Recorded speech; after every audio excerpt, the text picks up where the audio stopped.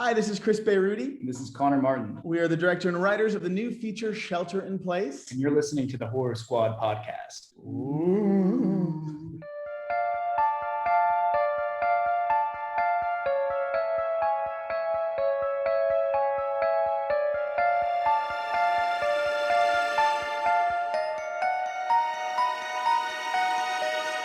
Welcome back to the Horror Squad podcast, episode number 193. Tonight, we're going to be talking about James Wan's Malignant, which is currently in theaters and streaming on HBO Max. I'm one of your co-hosts, Todd. We have Joe, Sam, and Steve, boys and girl. And you guys have an interview, right? Yes, we do.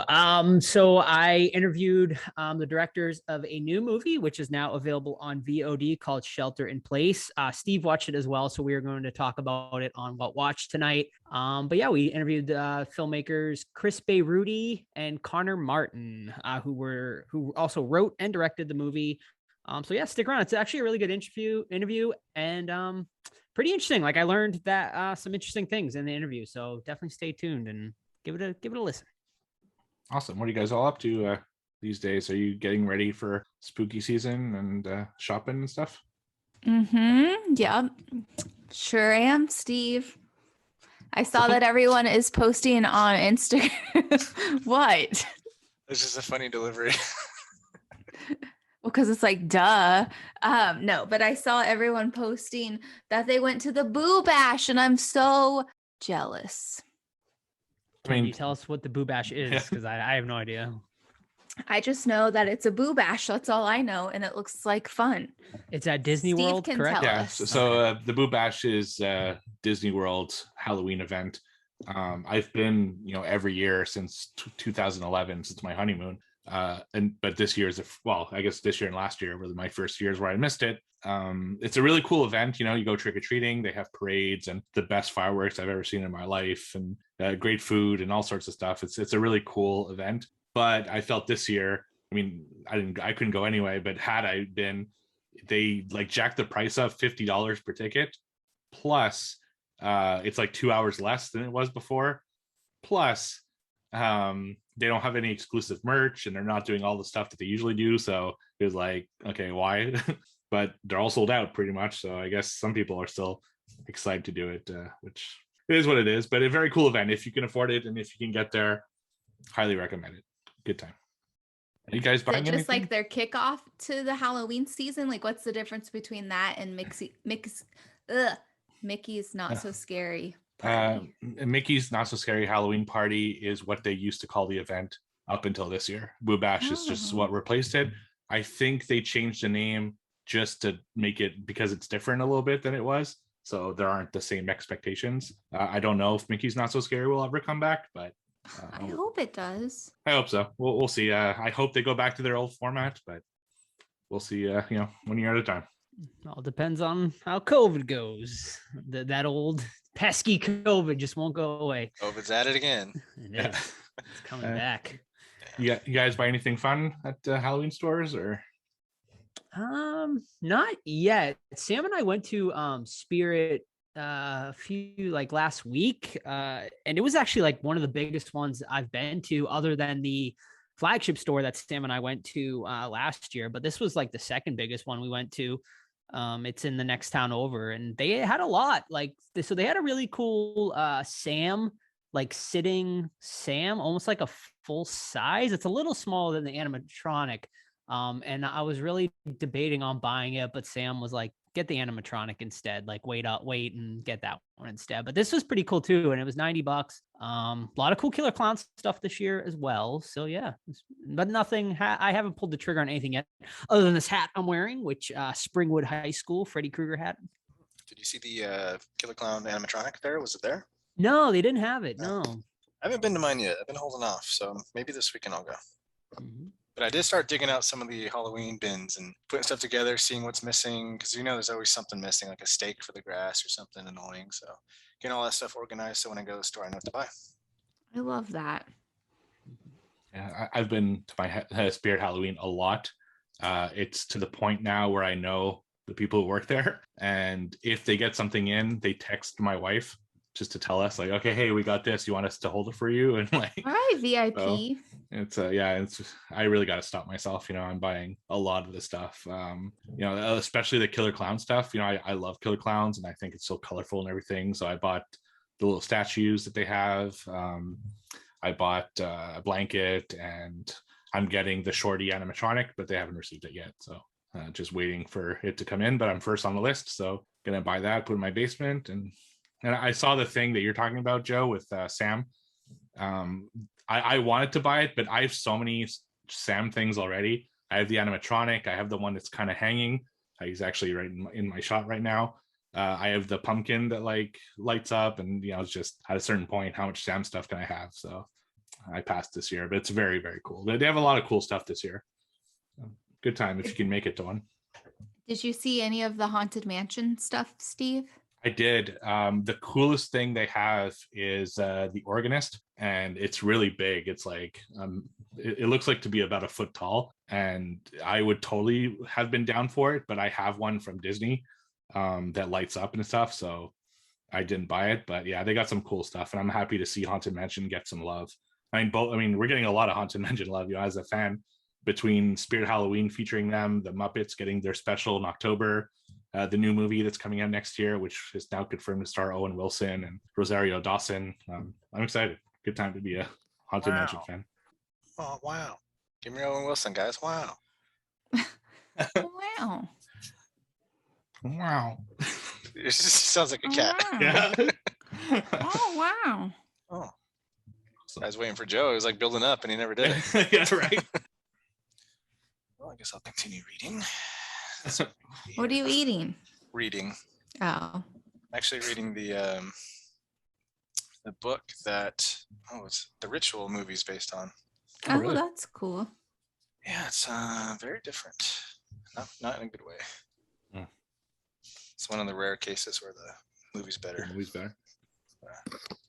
Is it like a direct thing, or is it just kind of loosely based? No, I think the movie was a direct adaptation. Okay. Like the setup's identical, minus they don't go on a hike because they're friendless guild. They just go to go. Mm-hmm. But then like the people in the forest are like stupid different. It's like what was he thinking different? Right. Well, yeah, I'll tell you. It's in the movie, remember, it's like some kind of cult basically. Mm-hmm. These guys are death metal dudes from Scandinavia, and they think Odin is inside them, so they go to the woods with their death metal music to conjure up demons. Oh wow. Jeez. Okay. Yeah. It's been like 40 pages of the lead character trying to talk him, like telling him he's full of shit, like you're not angelic or with God or Odin or whatever, you're just a piece of shit. So, Right. but it's like, oh my god, can we just, they're like, the monster's still there, but like, can we get to the monster? Okay, please? so it's the same like big monster that. Yeah, Okay. it's just like the people are drastically different. It's Okay. like three metalheads. Weird. Yeah, it's super weird. But they're from Scandinavia, but of course they speak perfect English. I know Europeans usually have dual languages, but Right. it's just like these guys are supposed to be like undereducated and all this stuff, and I'm like, I don't know. Right. It's kind of a little too convenient. Hmm. So yeah, it's like 450 pages too. So I'm like, come on. And on that note, a word from our sponsor. Everyone thinks because you're a zombie, you don't know good coffee. Well, they're wrong. There's only one brew that gets my seal of approval. Deadly Grounds coffee is my guilty pleasure. The aroma is so intoxicating. It brings all of my neighbors out of the woodwork. Deadly Grounds coffee. Coffee to die for and zombie approved. It's good to get a little deadly. Use the front door! Oh, they're so disgusting. All right, what watch, guys? Anyone been watching anything? Sam, have you? Oh yeah, you were gonna tell me if you're gonna start The Walking Dead. So have you done that yet? I have not. All right, keep me posted because I've been holding it on the back burner for you. Oh, you have? Uh-huh.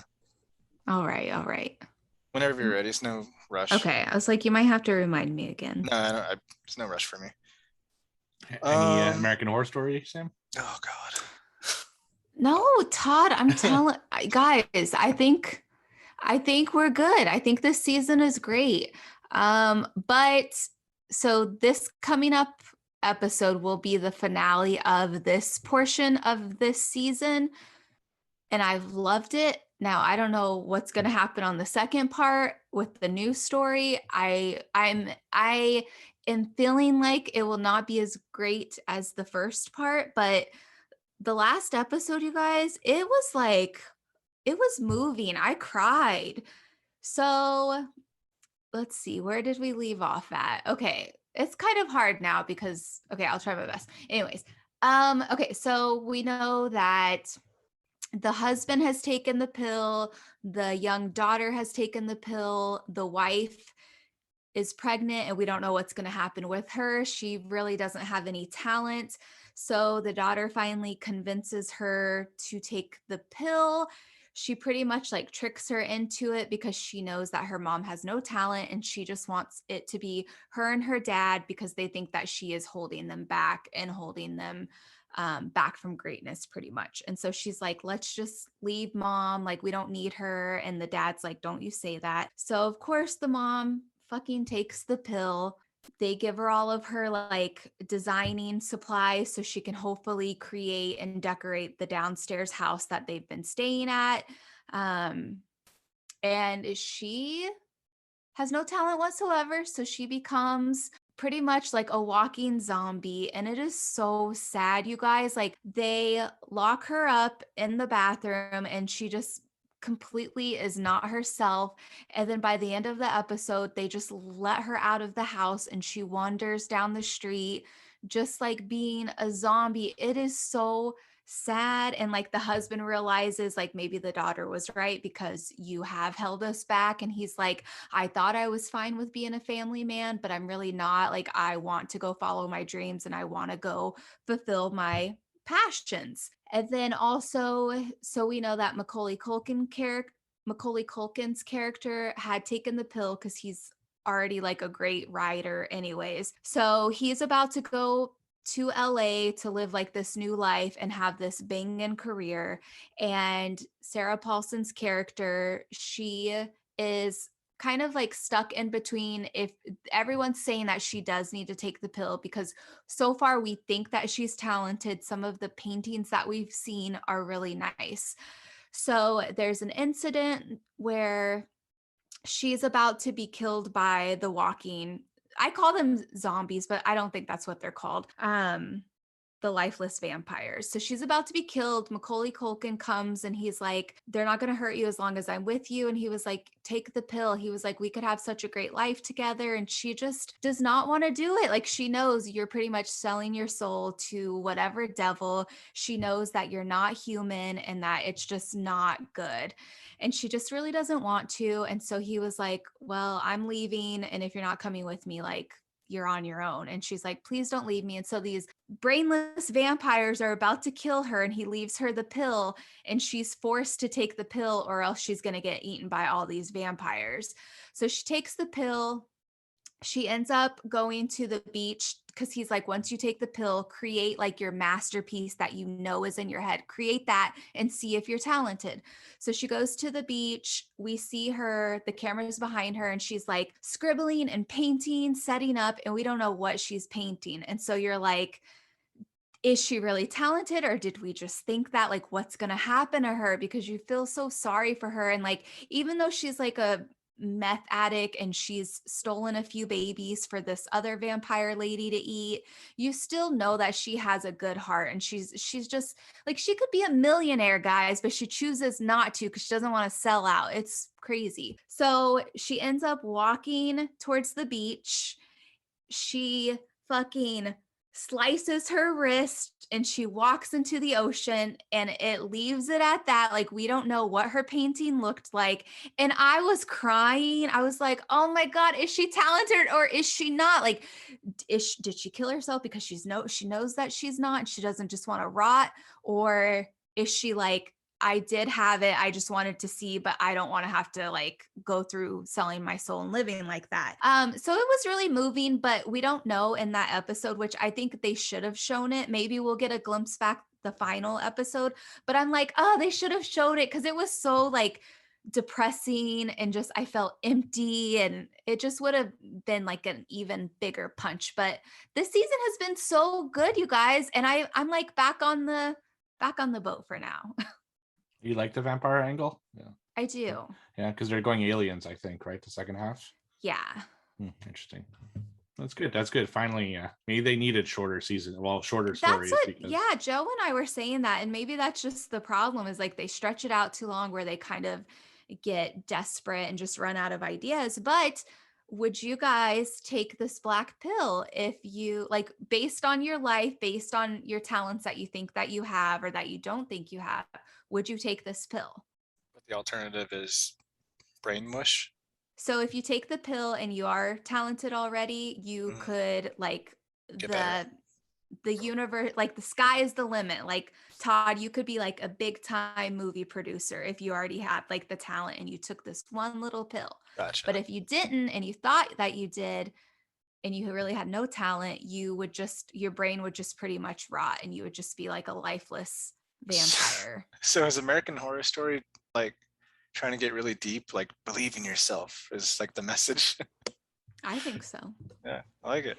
I don't think I would, because you can't trust horror stuff, but that's me. What? Yeah, I don't trust Macaulay Culkin feeding me pills. No thanks, Culkin. Come on. Steve, would you take it? Yeah, maybe. Yeah, I think I have enough confidence that. Yeah. Like I don't know where the hell I'd go with it, but you know. What if it's a rectal pill, like it's put in your butt? Oh. No, thank you. I mean, you probably could. Was that called a suppository? Yeah. Mm-hmm. Yeah, well, actually, funny quick story on that. Like I talked about that I used to run a chain of sex shops in the early 2000s, and I was the supervisor of a bunch of employees. There's about 4 or 5 employees per store. I had 7 stores, so I took care of them. And one of the stores I didn't get to often because it was like a lot further than the other ones, so I'd only go once every 2 weeks. I noticed that they kept ordering these pills that we had for sale, and I thought it was really weird because we didn't sell that many pills at any of the other stores. So when I went to that store on my 2-week trip, I'm like, damn, that's like your 4th box of these pills. What's going on? He's like, oh, one of the customers loves them. I'm like, okay, to each their own or whatever. He's like, yeah. He says he wishes they weren't suppositories, but other than that, he says they're amazing. I look at him, I'm like, dude, they're not supposed to be. No. You're supposed to be taking it in your mouth. And he's like, are you serious? I'm like, yeah. It's like, oh shit. It was like a erectile performance or something. Yeah. Well, it says on the pill in super small placebo. Oh no. Yeah, it's like Spanish fly type thing situation. Wow. Horny goat weed. I laughed so hard knowing that this poor guy has been like sticking these up his butt. I like that he's so comfortable with the staff that he tells them he's doing that. Oh, dude, they get so comfortable with you. Like, yeah, at first because we were half a video store, half a sex shop. The sex shop people were a little less comfortable, but the video store people tend to be the same ones coming over and over. And at a certain point, they're like, whatever. But then it becomes from whatever to, well, this is probably the only person I could talk to about this, right? It's not like they can talk to their spouse in a lot of cases, or their kids, or their parents, or their friends. It's like, hey, I rented, anal fuck ladies 28. So so they become really comfortable with you, almost like a bartender. It's weird. It's a little, but you get used to it. You get so numb to it. It's like anything. Yeah. Yeah, part 28 is really good. But you should see her in 26. that is like a really cool idea for a reality show.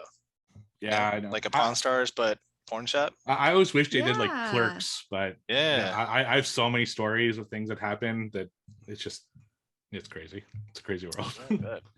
You got anything, Todd? I do. All right, this is another horror world tour, and this time I went to Venezuela, where they had a zombie movie called Infection, which is currently on Tubi. I love zombie movies. There's no mystery there. This is really cool though. There's a lot of social things happening in Venezuela right now, like the government shits on their people, right? Took all their money away, stuff like that. So you go in the supermarkets, they have like chicken nuggets for chicken, so it sucks.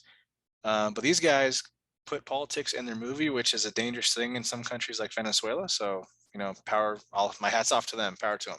As for the movie, there's nothing new. I think that tends to be like the norm with smaller countries that don't have a lot of experience in film. They see like, whether it's a US or Italian or whatever it is, a larger market film, and they kind of, copy a lot from that. So you don't tend to see anything new happening. However, the production value was really good. Acting was awesome, and the country is beautiful. So I really like seeing that. And the gore, when it was there, it was good, but there wasn't enough of it. So you can tell that was kind of like a weak point in their story. Maybe they don't have a large, robust effects world over there. Maybe that's the reason. But overall, it's worth it if you're a zombie hound over on Tubi. Infection. Sorry. Cool. My first one is a 2021 film I watched over on Shudder, and it's called The Boy Behind the Door. So in this one, two boys who are best friends get kidnapped and brought to a mysterious house. And they put him in the back of the car, and then they take one of the boys out and then bring him to the house and start doing stuff to him. Meanwhile, the boy that's still in the trunk, he manages to escape, and he decides to run away, but then he hears his friend screaming from inside the house. So he decides he can't leave his best friend behind. So he goes back to the house to try to save his friend. This story takes place pretty much all in the house. It's about this boy that's trying to, save his friend. And it's a pretty fucked up movie, I gotta say. So the things that, without spoiling too much, you find out pretty quick that a person is holding these boys captive to sell them to other men. And essentially it's like a pedophile ring or a thing like that. So they bring these people in, they give them a timer, and they do what they want with them for 2 hours, and then they leave, they get paid, and the cycle continues.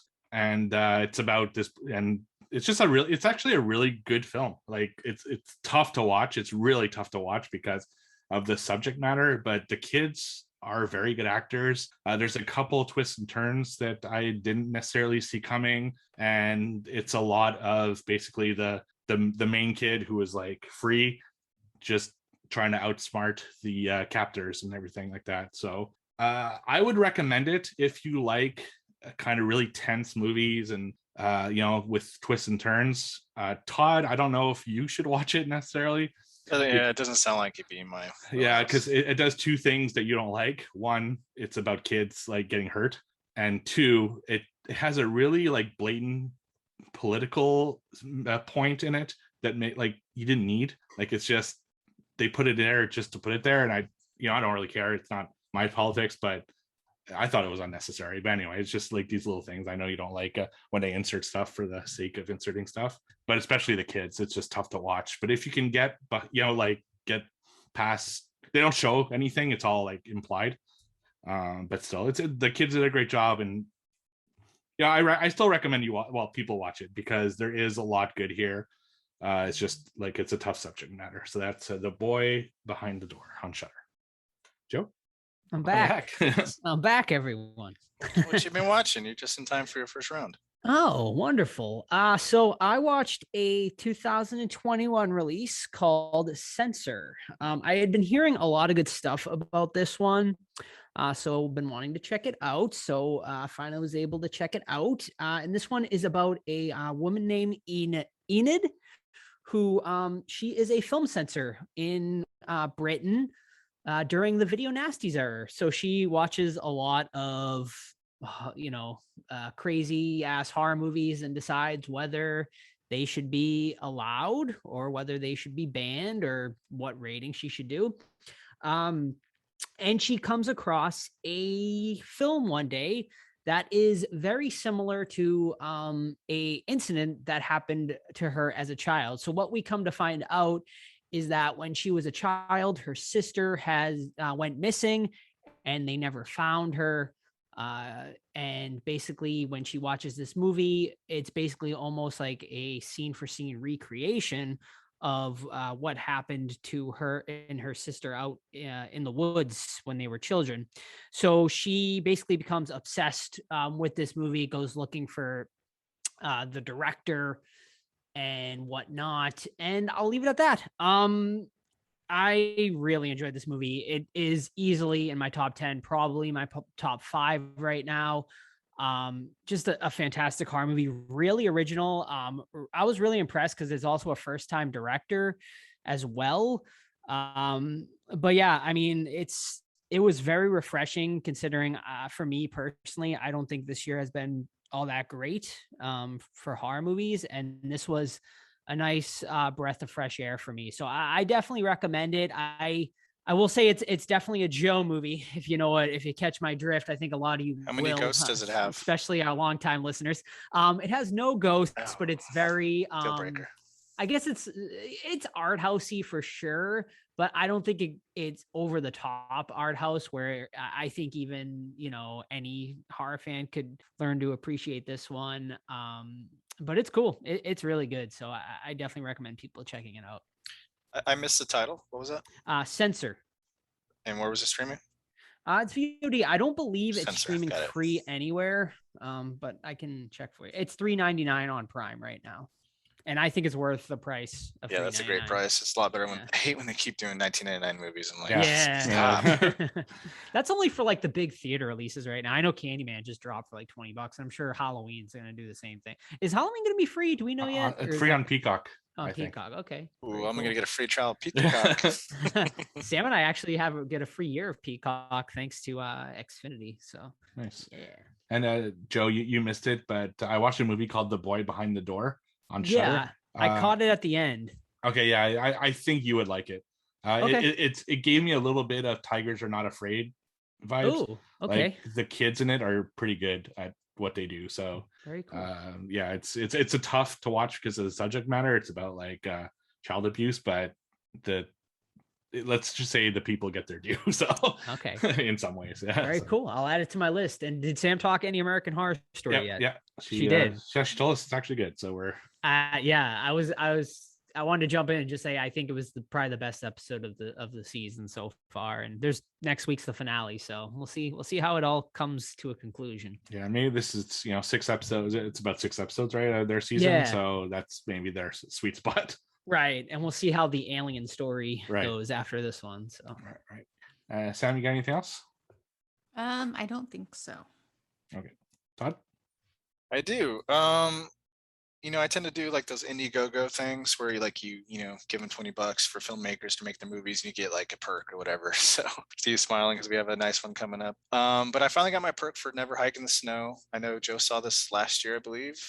It's a sequel to Never Hike Alone, a Friday the 13th fan film, which has a very decent budget. Jason looks great. And this one is set in the snow, which a lot of Jason fans have been pining over for years. And I liked it a lot, man. And I'm just bummed out that it's so short. It's like 34 minutes, I think. And I'm really into it. And then it ends. I'm like, But I mean, production value is great. You got Tom Matthews, who played Tommy Jarvis in Part 6. He's back. He's great. And I love it, man. I really want a Jason movie. They need to fucking figure out the legal shit already because there's so much good storytelling left for Jason, and it just sucks to hear them squabbling over who owns rights and sound and names and bullshit like that. So Never Hike in the Snow is really good. Yeah, that's all I got. All right.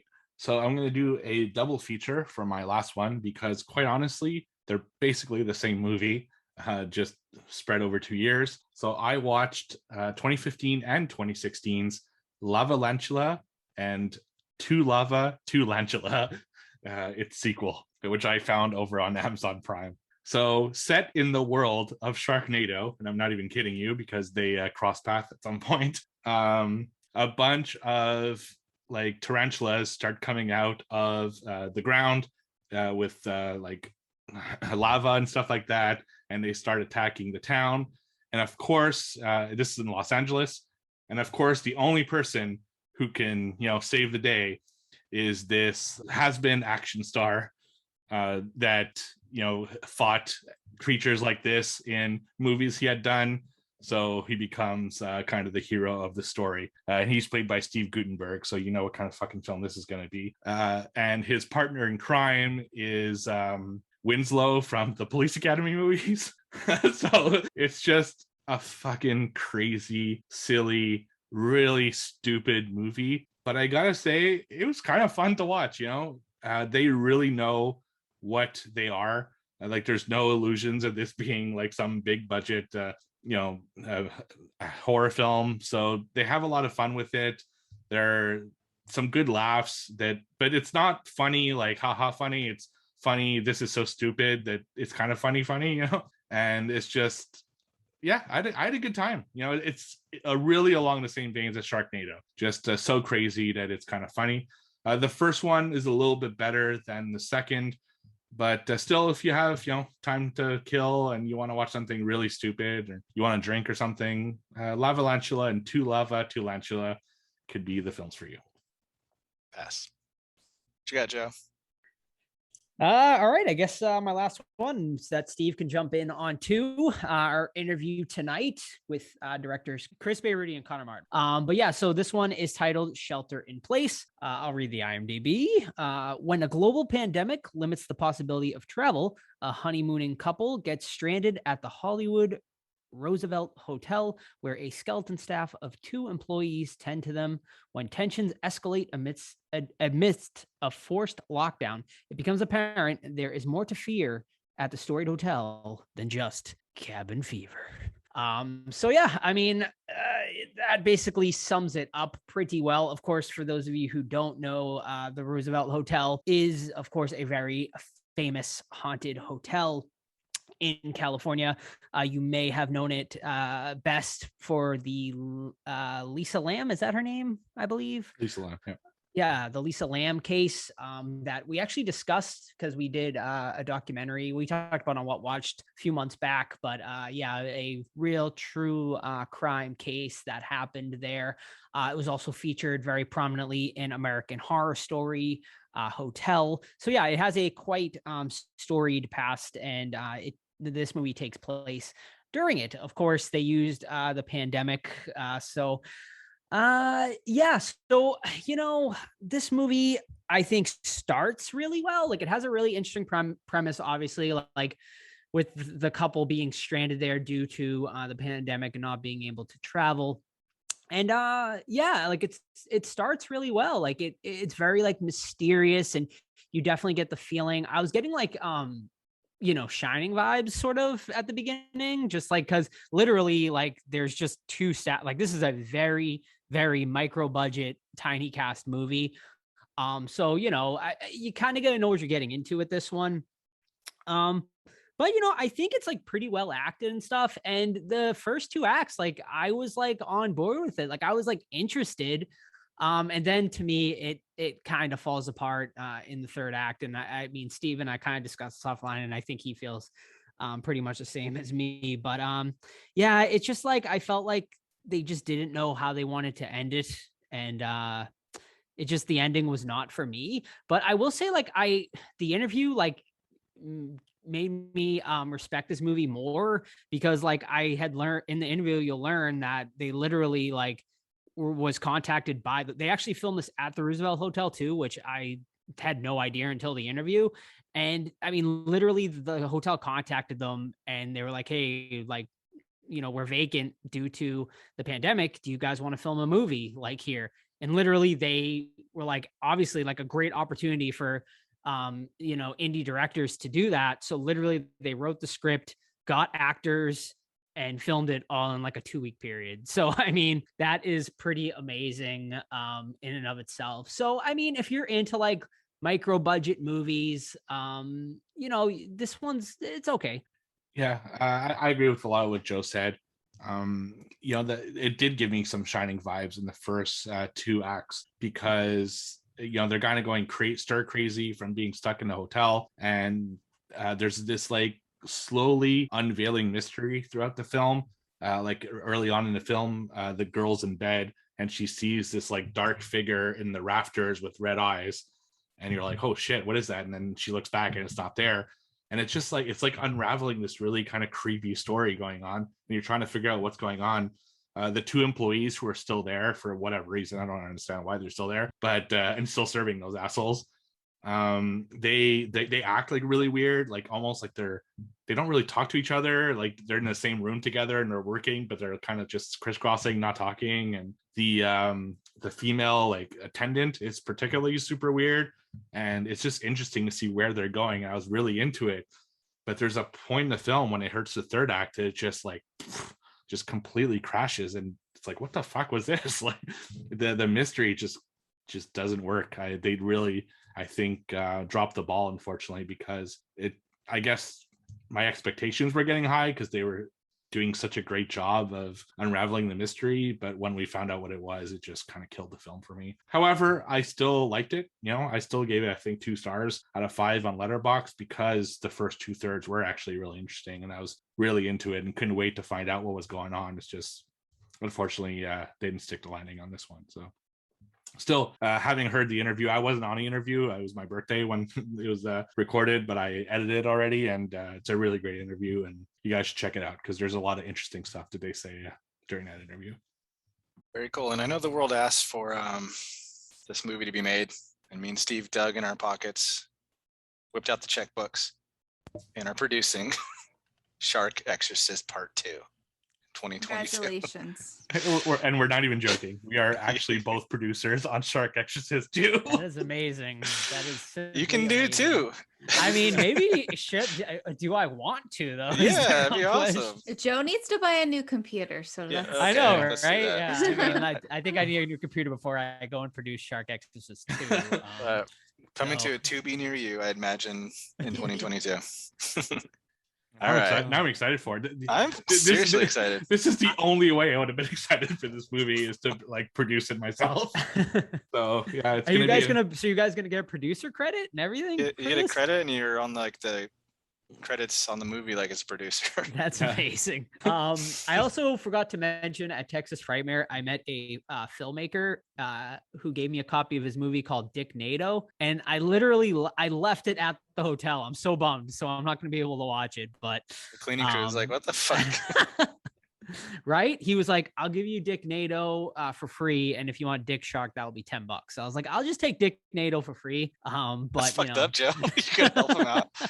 No, because like we were out, everyone was outside like after the con, and someone was like, dude, if you want a copy of Dick NATO, the guy's giving them for free over there. I'm like, okay. So I walked over and I grabbed a copy of Dick NATO, but unfortunately it was left. So Yeah, but if anyone has a copy of Dick NATO, feel free to mail it to me. Thank you.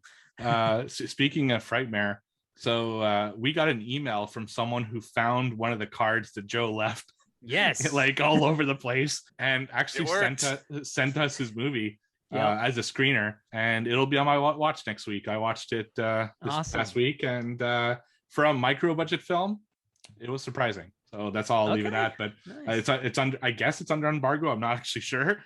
He didn't specify, but it comes out October 1st, so I'll talk about it next week. Very cool. It's Something to exciting. look forward to. Yeah. And just for everyone wondering, the reason we didn't do a question period is we're going to keep it for the end, because they're like 90% Malignant related. So Lovely. When one of us didn't watch the movie. Todd, Otter. I tried. you're letting the fans down, the Ah. listeners down Yep. here, Todd. But I think I called the plot, so I'll wait to watch to see if I was right or not. Eh, did you though? I I did. wouldn't say I did, totally. 100%, 80%.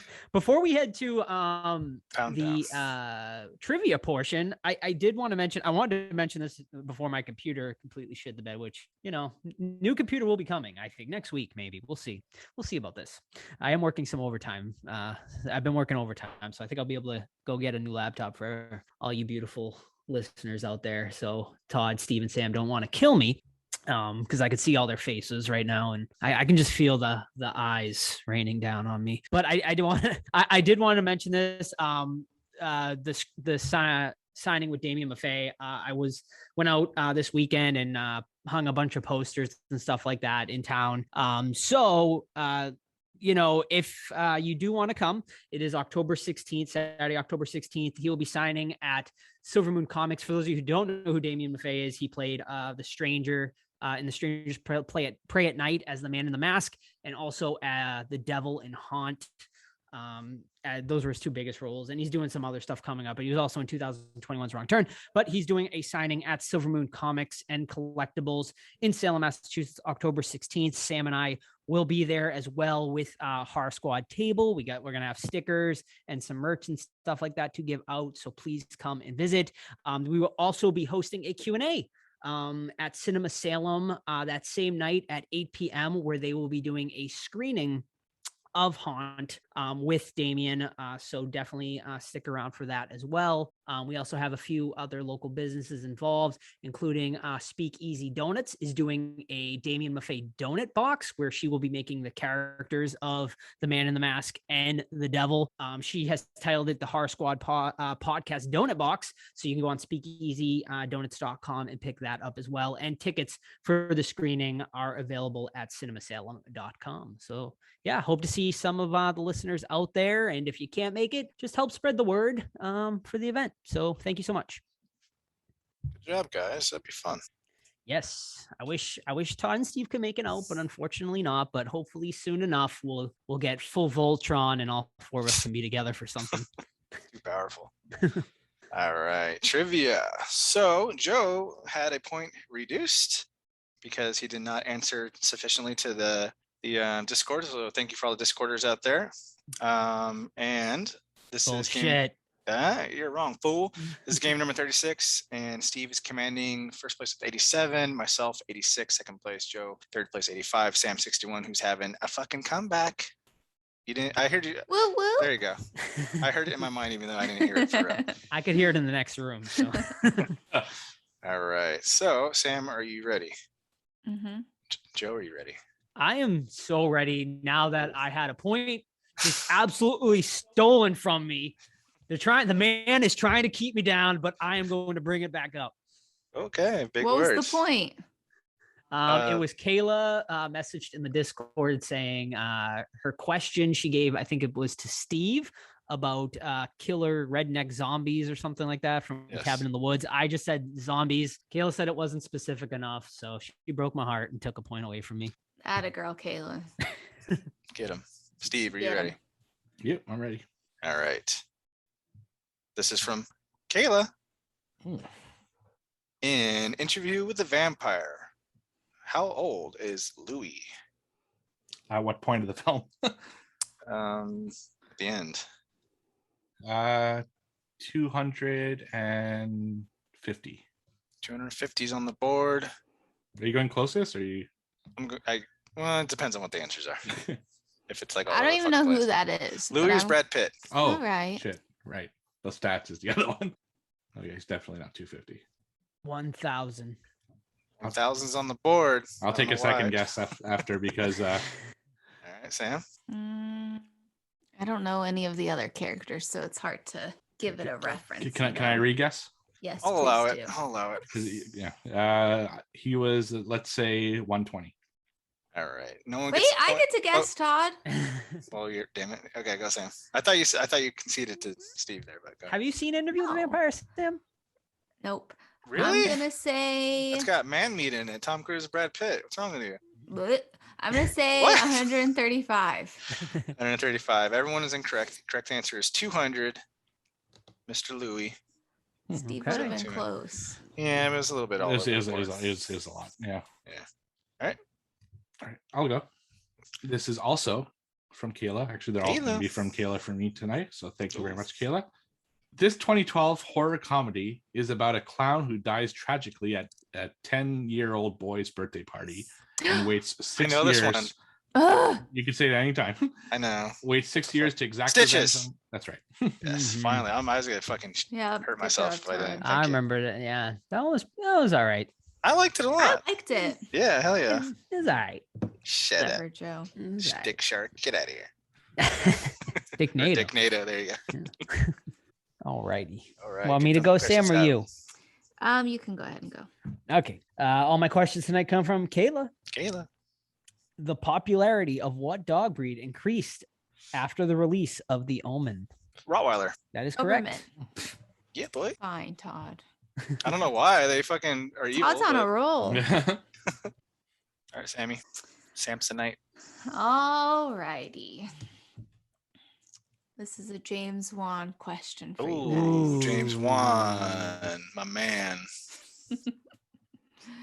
When was James Wan born? Oh, When? sweet. Yep. Or where? So I You know want the where year- for you want sure. the year? I want a month, a date, Oh, and God. the year. Oh, February 26, 1977. Shut the fuck up, Todd. I wish. Can I share my screen in this? Yeah. Well, Can no I one's do gonna that? see it. No, that's true. Oh, we're Well, not. because I have the fucking movie open with Okay. rookie Fine. mistake, Sam.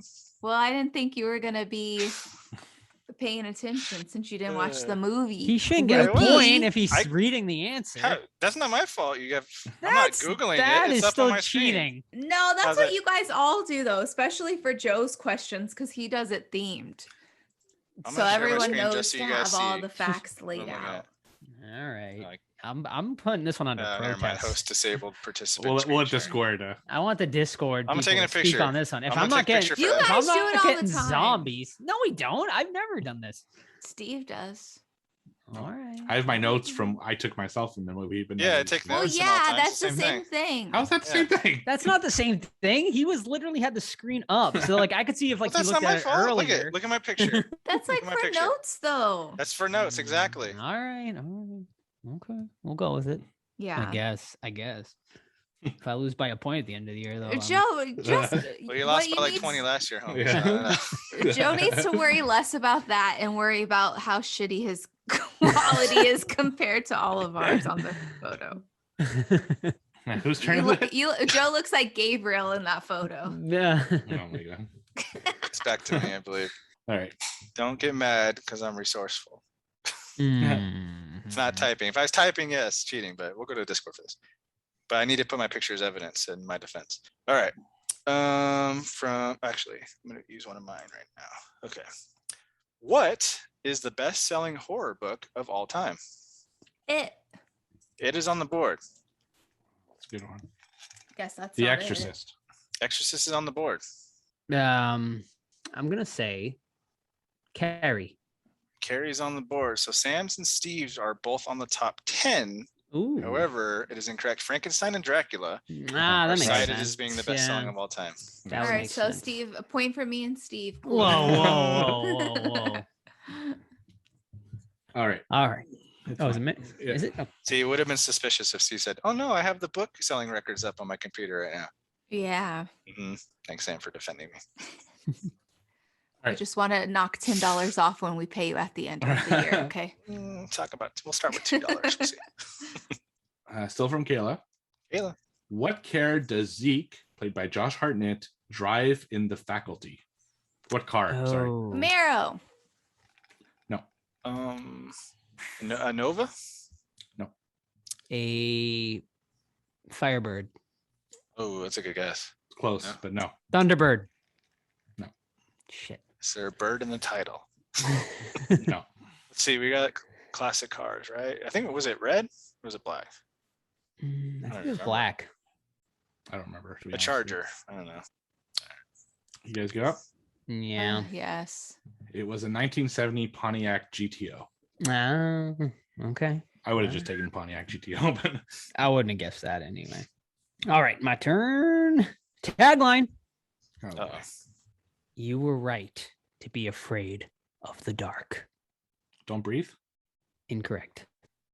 I will say it is a movie that came out within the last 10 years, I think. 10 or 15. Probably 10 years, yeah. You were right to be afraid of the dark. That is correct. Thank you. Point goes to me. can I was gonna say, "Are you afraid of the dark?" Because that's like an obvious. one. I get one more? Yeah. Once Sam answers Sure. or Todd. I Are you- can't think of are you the afraid one of the that it dark? is.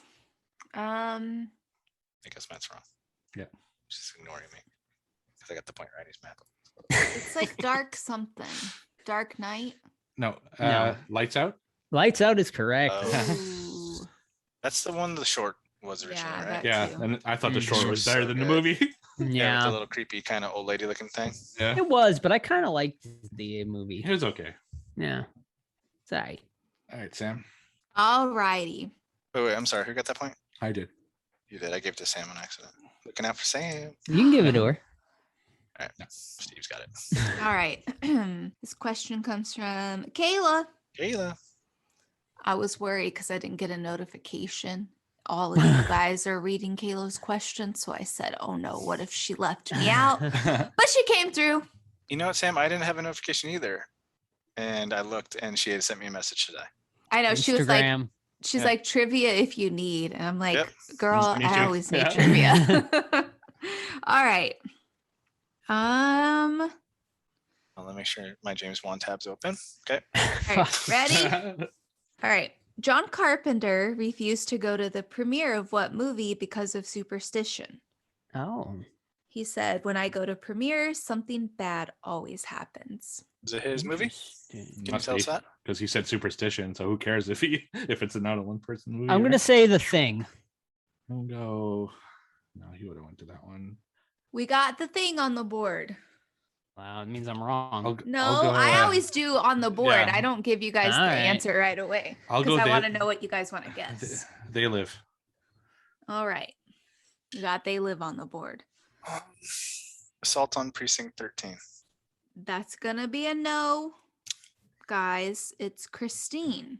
All right. It's a good one, man. All right. All right. That's a real good one. It's a great one. All right. I think it's back to me. And we reviewed it We on did. this podcast, episode 170 something, I believe. All right. I'm worried this one's geared towards a certain person, but I'm going to do it anyway. From Kayla. How much were the three main stars of the Blair Witch Project paid initially? Ooh. Like first off the bat, how much were they paid? I feel like Joe should know this 1,000 one right off each. the top. Steven coming through with the answer. Very nice. Damn. I talk too much. I remember that from the documentary. All right. Last one, still from Kayla, of course. Tagline, your favorite. No. We are our own worst enemy. Us? Yeah, That's right. Oh, good job, Sam. Oh, that makes sense. Yeah. Good job, Sam. Nice Very job. nice. Very nice. Celebration. Back to me. All right. Chronologically, Friday the 13th, parts 2, 3, and 4 take place over the course 2 of days. 5 days. Friday? From Friday the 13th to Tuesday the 17th. During that time, Jason kills how many people? 44 people. Closest 43. will win. Okay, 44 then. It's my final offer. 44 on the board, What- what'd you say? 43 on the board. 234. So 234. I'll repeat. Chronologically, Friday the 13th, parts 2, 3, and 4 take place over the course of 5 days. During that time, Jason kills how many people? So, Todd, you said 44? Yeah, Yes, Sam did. Sam said 43. 43. Okay, I will go. You said closest? Closest wins. I'll go Oh. 42. Steve gets it Bitches. 42. The correct Was it answer 42? is 34. 34. Oh, I was off by 10. Darn it. Oh. I knew it was something like that. All right, Sam. Shit. Last one. All righty. I might have a bonus for you guys. Boner. Okay. Okay. All right. Okay. All right. Okay. All right. Okay, all right. all right.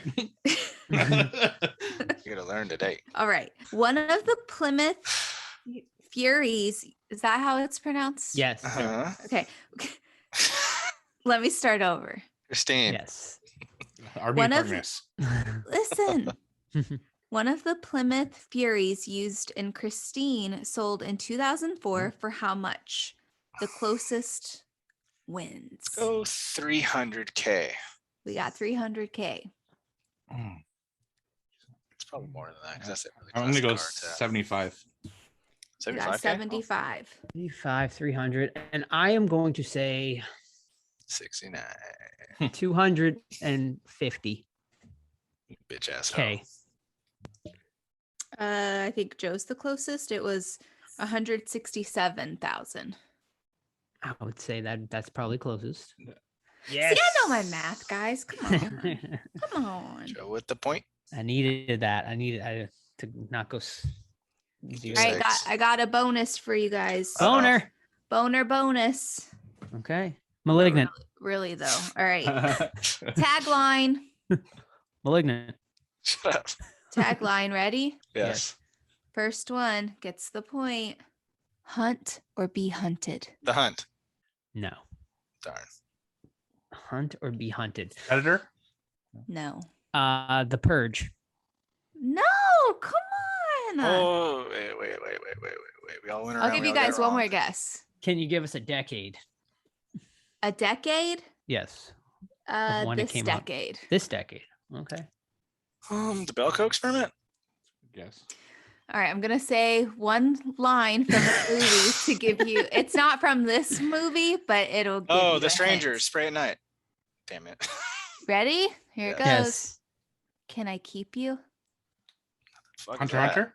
Good job, Steve. Oh. All I right. never saw It's that. from- it's from one. Casper, but I figured Fuck you. Seven saw it. Seen Hunter Hunter? No. You got to, Oh, Todd. you got it. It's a good one, man. It's one of the Todd, better ones please from last watch year. it. I don't like Devin Sawa. He scares me. He's not in it No, that much, you'll- actually. Yeah, He is. you'll love it. He's too. He's too.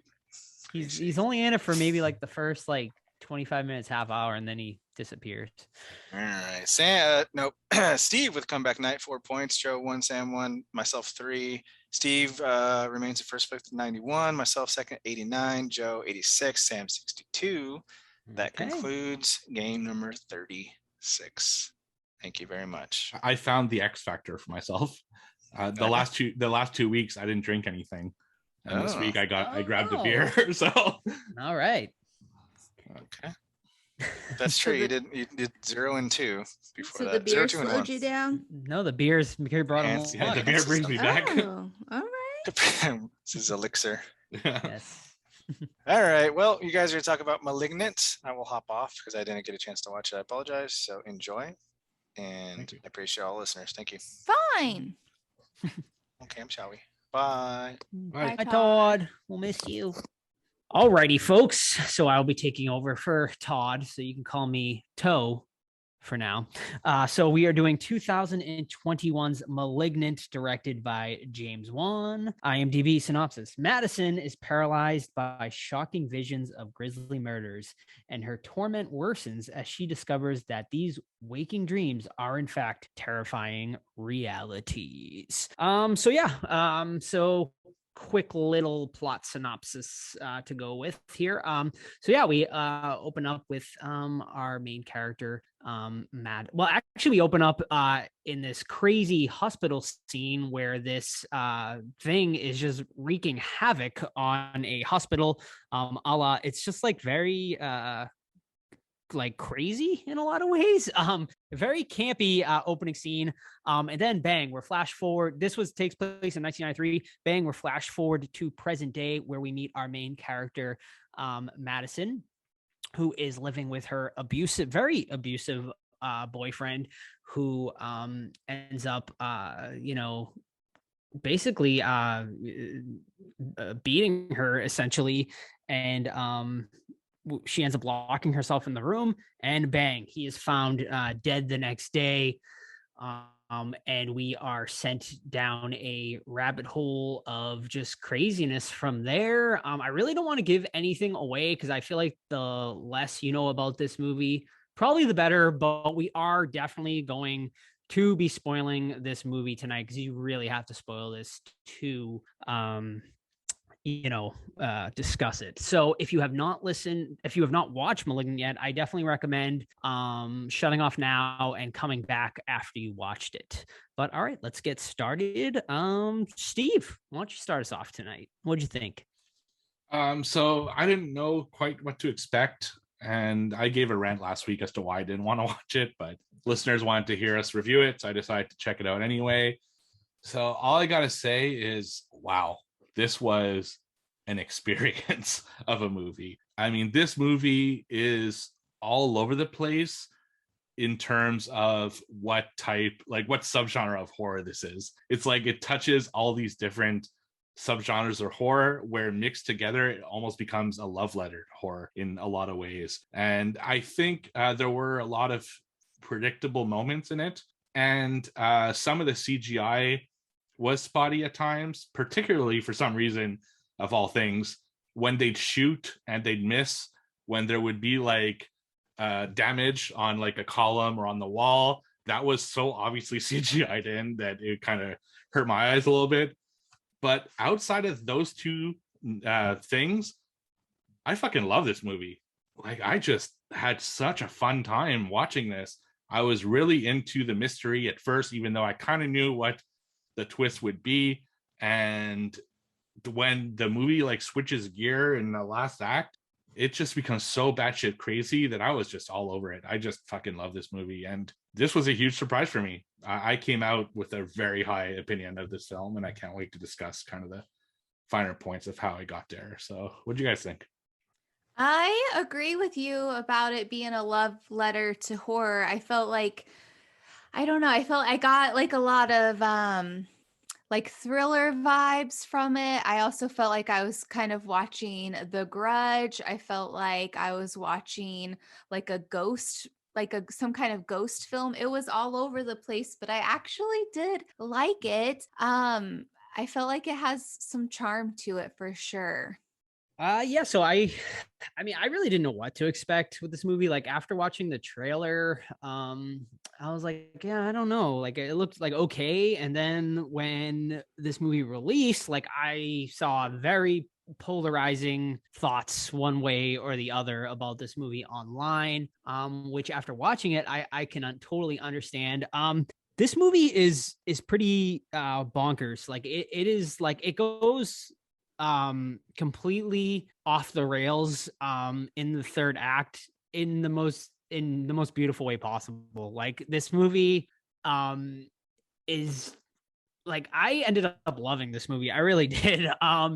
You know, because I was like on board like for like the 2/3. I'm like, because like obviously they're building up to this like mystery of, you know, and I had like ideas of what was going to happen, which I was not prepared for the twist when we got there. Like I thought it was going to go one way, then it kind of went a completely different way. And when it happened, I was like, wow, I was like, that is bold. And at first I was like, I don't know about this, but then it, you know, it went even more batshit crazy. And I was along for the ride. You're either going to be along for the ride with this one or you're not. It's a total choice. And I completely went for the ride with it. I totally agree with you guys about the love letter. To me, it's a love letter to campy B movies. And like, it reminded me of like a high budget trauma movie. That's what I said to Sam, like right after I watched it. Cause it's just so fucking bizarre. But like in just like all the best ways, like there's cheesy, there's campiness in it. And like I was, yeah, like I just went along for the ride, and I had a fucking great time with it. And I could totally see people hating this though at the same time. Like, so yeah, but yeah, overall, I really dug it. This was really like almost like James Wan doing like a swan, like a swan song. Yeah. Like it was like part Conjuring, part Insidious, part Saw.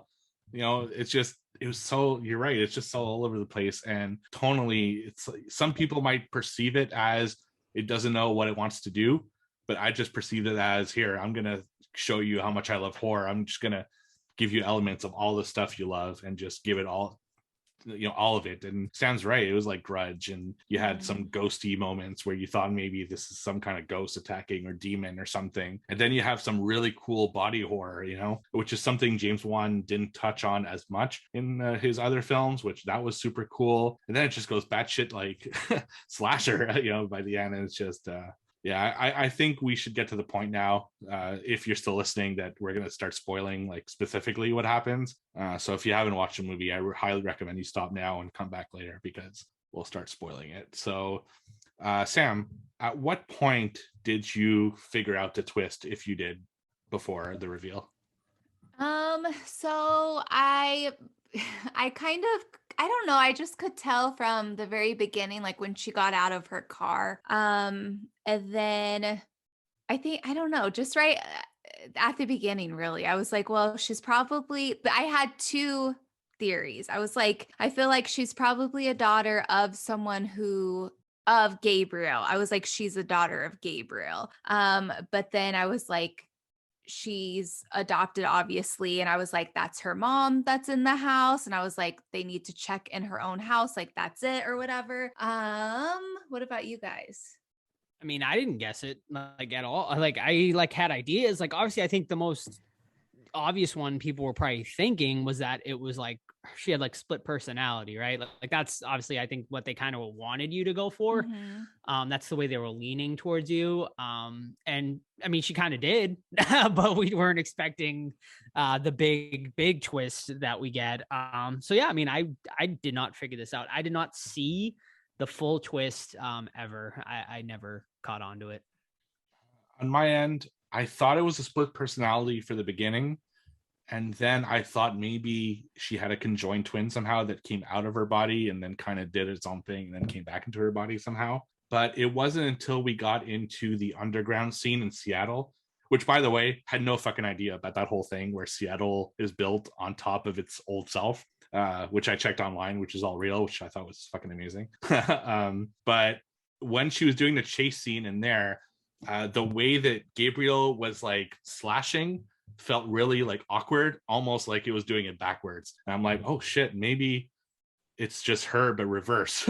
And that's when I kind of clued in to, just because her movement really looked like she was stabbing from behind kind of. So that's when I clued in, but it was still cool to see the reveal come in later, when she comes out of the head and stuff. So Right. It's wild.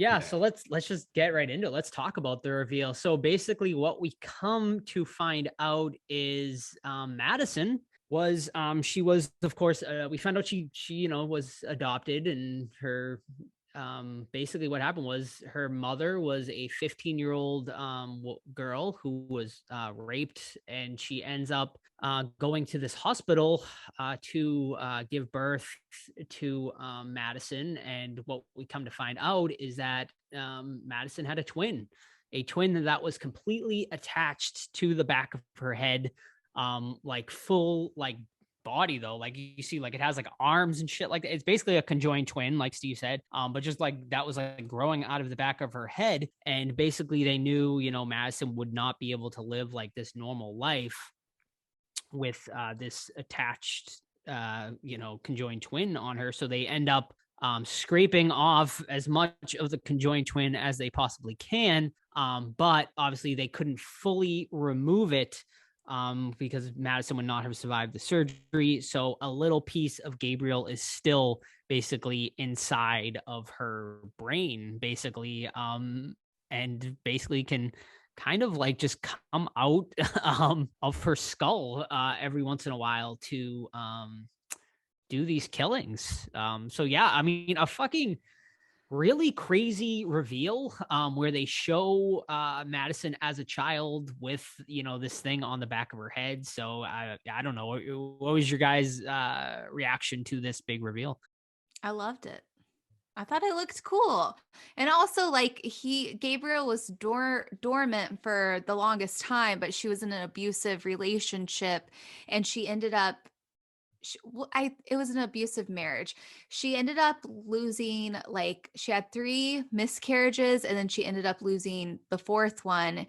And we find out that like Gabriel was just taking all of the like energy and nutrients, and that's why she kept losing these babies. But her and her husband got into a fight, and he like slams her against the wall, and she hits her head and starts bleeding. And so that's kind of what wakes Gabriel up and starts this whole disaster killing fest.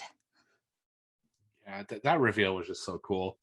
Just how it all worked together. And I fucking love the shot where you see Gabriel like with his little arms and legs coming out of her back, and like it was such a cool imagery and such a cool body horror. I really love that part. And I mean, you do have to suspend your disbelief a little bit here, because obviously a head's coming out of her skull and retracting itself, no problem. But God, I don't know. I just like kind of bought into it anyway. It's just really cool. And the way that when Gabriel takes over, kind of cracks her arms so that they can be kind of reverse, so she can handle herself, and the way that it walks like backwards, and it's just it was just such a cool reveal. And then I was just totally into it. I'm like, okay, this is going to be crazy. And then seeing Gabriel fight after, it's just so cool. Yeah. So I actually wasn't on board with the reveal at first. I was like, really? Like, how the fuck are they going to explain this away? But they actually did a pretty good job, like explaining the surgery and stuff like that. Cause I was like, wait a minute, are we to believe this thing is on the back of her head still? Like, and no one fucking noticed? I was like, get the fuck out of here. But it was pretty good writing, like pretty smart writing, the way they were able to handle it. But I was still like, I don't know. This is kind of goofy. I don't know. But the movie sold me when the next reveal happens, when she's in that fucking prison and she fucking rips the back of her head open and Gabriel reveals himself and goes fucking batshit crazy on all of the prisoners in the cell. Scene. That scene is so fucking good. Probably the best scene in the movie. For me anyway, I really, really loved that scene. Along with the next scene of her with Gabriel at the police station with the police, even though I do agree, Steve, there was some spotty CGI going on in that scene, but there was like a really cool camera pan scene in that particular scene that really looked cool. Very like actiony like style, you know, like was it like the top of the view and like Gabriel kind of spins down like doing a kick or something? It was like this really weird like awkward wide angle sort of like view. Like I think he probably learned it from the Fast and the Furious movies, honestly. Like that's kind of like what it reminded. Yeah, that's what it looked like to me. And it just like worked because like the movie is just so like off the rails at that point. But like I said, in the most beautiful way possible. So yeah, I mean, for me, that is like the big standouts in this movie. I did have two questions. So how can Gabriel how can he mess with electricity and like telephones and stuff like that? Yeah, that's kind of the supernatural element to the movie. You know, it's this Gabriel absorbing the other fetuses and becoming stronger, and we don't know like what necessarily happened in that surgery, where you know how they treated it. And I just took it as somehow all this combined made Gabriel like kind of supernatural, rather than just just a person that's attached to her head. And he's like such a trained hitman too. And I'm like, Gabriel, like, how are you so good at karate killing these people, boy? Yeah. Like, where did you get your training from? Maybe Madison watched like a bunch of fucking John Wick, you know, and he just absorbed all that knowledge throughout the years and became a fucking kung fu master. Like, I mean, you know, like I said, you have to suspend your disbelief a lot in this movie. And just it's not hard to go along with it though. Yeah, exactly. You just have to go along with it and just ignore like any sort of plot holes or anything with this one. Which I could, you know, if you don't, that's fine too. I mean, this is one I can see why people are not favoring this one, but I think if you go in being like a James Wan fan and appreciating all of the work that he's done, I think it's easy for people to digest and enjoy. But if you're just looking for like another scary movie, like same old same, you're not gonna like it. See, I actually think the opposite. I think if you're a James Wan fan, you're gonna be surprised with this one because this is the completely different like. But I mean, it has like all of his things that he likes to do, though. Like, I think you'll like it if you're a fan. In a way, like obviously, like the violence like brings you back to like Saw. In a way, no, I mean, because I think the violence brings you back to Saw.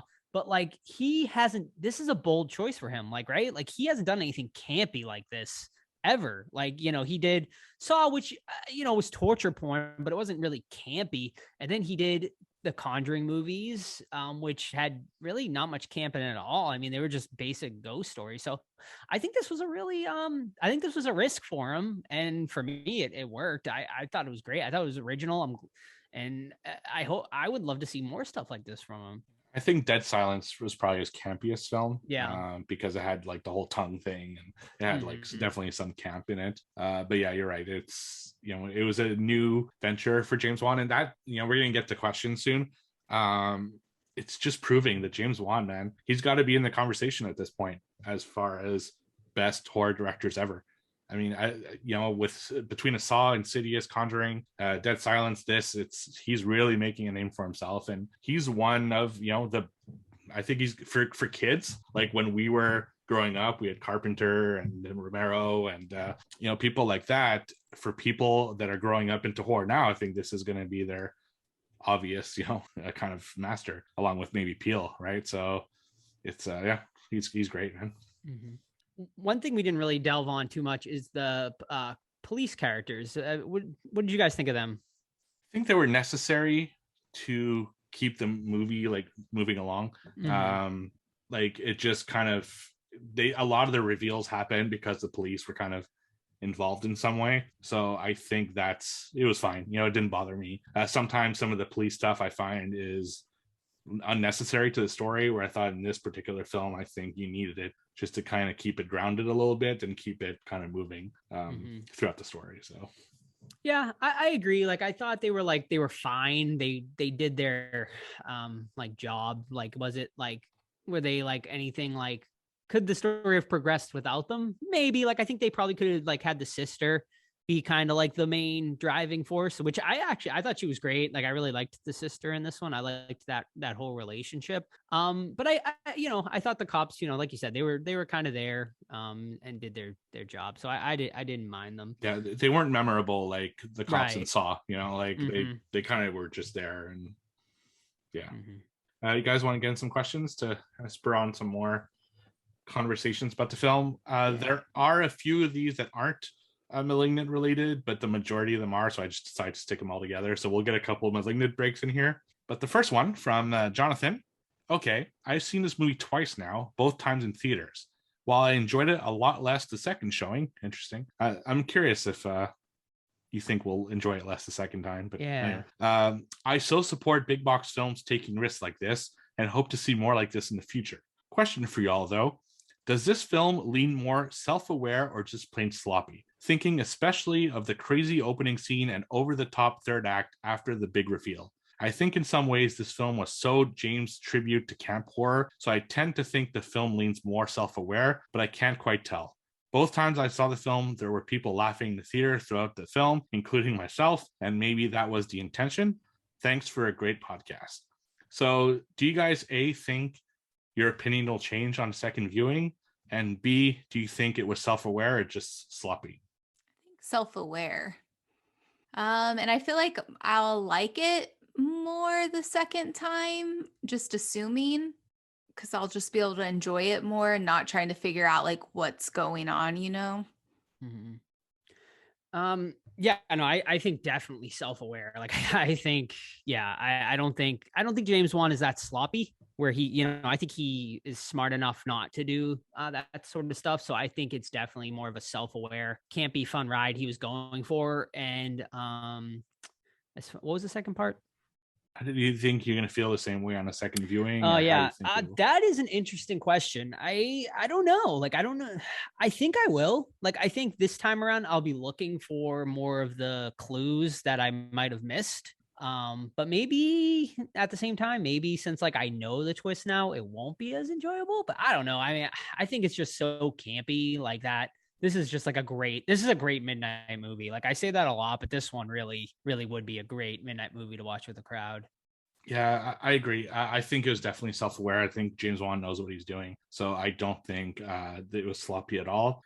Second viewing, I could see what Sam is saying, where now that we know the twist, we can kind of go along for the ride. But at the same time, knowing the twist, I'm inevitably going to look at it on a like finer tooth comb and trying to see kind of the holes, and that might maybe bring my score down a little bit if I see too many plot holes on a rewatch. But I don't know for sure. And, I haven't seen it twice. I probably won't till at least at the end of the year, if that. So, yeah, it's an interesting question, but I think I would probably like it a lot anyway a second time. I don't know if it'll be as much, but I'll definitely like it a lot. Next question is from Rinfa. James Wan called this movie an homage to giallo films. What are your favorite giallos? Giallos have always been one of my least favorite subgenres of horror, and I don't know why. I just could never like really get into them. There are like a few decent ones, but there's none that like overly impress me. I really did enjoy Pieces though. Pieces is a really good one. That might be my favorite one, honestly. Also, there's one called Don't Torture a Duckling that is pretty good as well. So yeah, I'll go with those two. I was not impressed with Deep Red. I know a lot of people love that one, but that one was not for me. I don't know if I've seen any. Yeah, it's not a very it's a pretty obscure subgenre of horror. So not, I think a lot of people have seen necessarily a lot of giallo. Personally, the one that comes to mind is Phenomena. But I haven't seen that many either. It's one of, I guess, my my blanks in the horror genre that I haven't seen a ton of them. I have seen some of them. I do agree with Deep Red. I don't think it was necessarily the best one. And there's Tenebre or whatever. That's a pretty good one too. But yeah, that's it's definitely one that maybe I should check out more in the future. But I'll go Phenomena. That's the one that first came to mind when I thought of it. Speaking of Malignant, would you want to see a sequel? Do you think a sequel could work? I don't. I don't want to see a sequel. I don't think it's necessary, and I really don't know where you would go from here, like with it. Like, oh, he comes back. I mean, okay, like it would be the same thing we just saw. You know what I mean? So I would say this is a one and done. Yeah, I agree. It's like, well, if you don't want it to be where he comes back just on the same person, it's like, well, what would she have children and the child is born with a twin attached? It's like, no, that's okay. Yeah, I agree. I think James Wan can think of a sequel that would be good. Like, I'd have that kind of trust in him. Although James Wan is the type of person who would also move away from the franchise and let someone else handle it. Right. And I'm not sure they would be able to handle a sequel like he is. That's just my thought. Just based off his, reputation of kind of moving on from thing to thing. I think he's doing Aquaman 2 and other stuff. He's got other stuff going on. So I think someone else will probably take Malignant. I think there's potential for a good sequel, but I don't know what it is, to be honest. I'd watch it. Yeah, exactly. I'd watch it just based off this one. So that's it. Next one's our friend Captain Amazing 85. That's Chuck. Did anyone else have a hard time not saying in their best Arnold voice, "It's not a tumor"? It's not a tumor. Kindergarten Cop. Oh, I love that movie. Why don't I remember that? It's when he's sitting with all the kids and he's like, I have a headache, and the kid's like, maybe it's a tumor, and he's like, it's not a tumor. Love it. And he then says, speaking of Schwarzenegger, can we hear the entire squad impersonate the Governator? I just did. What's your favorite Schwarzenegger line that you can think of off the top of your head? Ooh, there's so many good ones, but one of my personal favorites is "Get to the chopper now." Oh, that's awesome. Or what's another? Oh, I love in Commando where he's like, "Please don't wake my friend. He's dead tired," after he just broke his neck. Yeah, that's a good one. You got any, Sam? no, I don't. Come on, just do an Arnold impression for us then. Do "I'll be back." I'll be back. There you go. Love it. My favorite Arnold quote is also from Kindergarten Cop. It's not a tumor. It's I love you, Cindy. I'll be with you days, nights, weekends, holidays. I have nowhere to go but right here for the rest of time. I fucking love that scene where he's trying to get information out of an informant and just follows her around until she gives it to him. I love it. Yeah, it's great. I also love when he breaks into the party and the guy's like, "Man, who the fuck are you?" And he blows the couch. He's like, "I'm the potty pooper." Yeah. He's the best. And we're getting up to Christmas now, so put the cookie down. Yeah. Turbo Man. Yeah, I showed Sam Jingle All the Way. She wasn't a fan. What? I know. He just kept saying it's turbo time all the time. It's like, yeah, we get it. Why don't you walk the walk and not talk the talk, sir? She just didn't like, he was a deadbeat dad, and she was like, "Come on, you're better than that." Yeah. Yeah, they're always deadbeat dads. So in every Christmas movie, you can't go wrong with Arnold and Sinbad. Come on. Yeah, exactly. Next question. Malignant is one of those words that is both fun to say and it just sounds terrifying. What are some of your favorite words? Oh, it's a great question. Nothing that comes to my head though right now. Favorite words? I feel like I could think of least favorite rather than favorite faster. Like moist. Moist doesn't really bother me. Raw does. Raw. Okay. Ooh, raw dog. Raw. All right. Yeah, I have a favorite word. I kind of go through phases, like I just, it's more phrases and words. Mm. Like That's what? Give us a good phrase. like Steve. right now, my thing is this fucking guy. This- What We we have- I do don't think now. I don't think we watched that episode yet, so I think we're behind one Oh, there you go. or Okay. two. Yeah, it's just I fucking love that. That's my thing right now. Mm. His last question, Samala, like Pamela, Oh, what's the food pairing? Who asked that question? Always Chuck.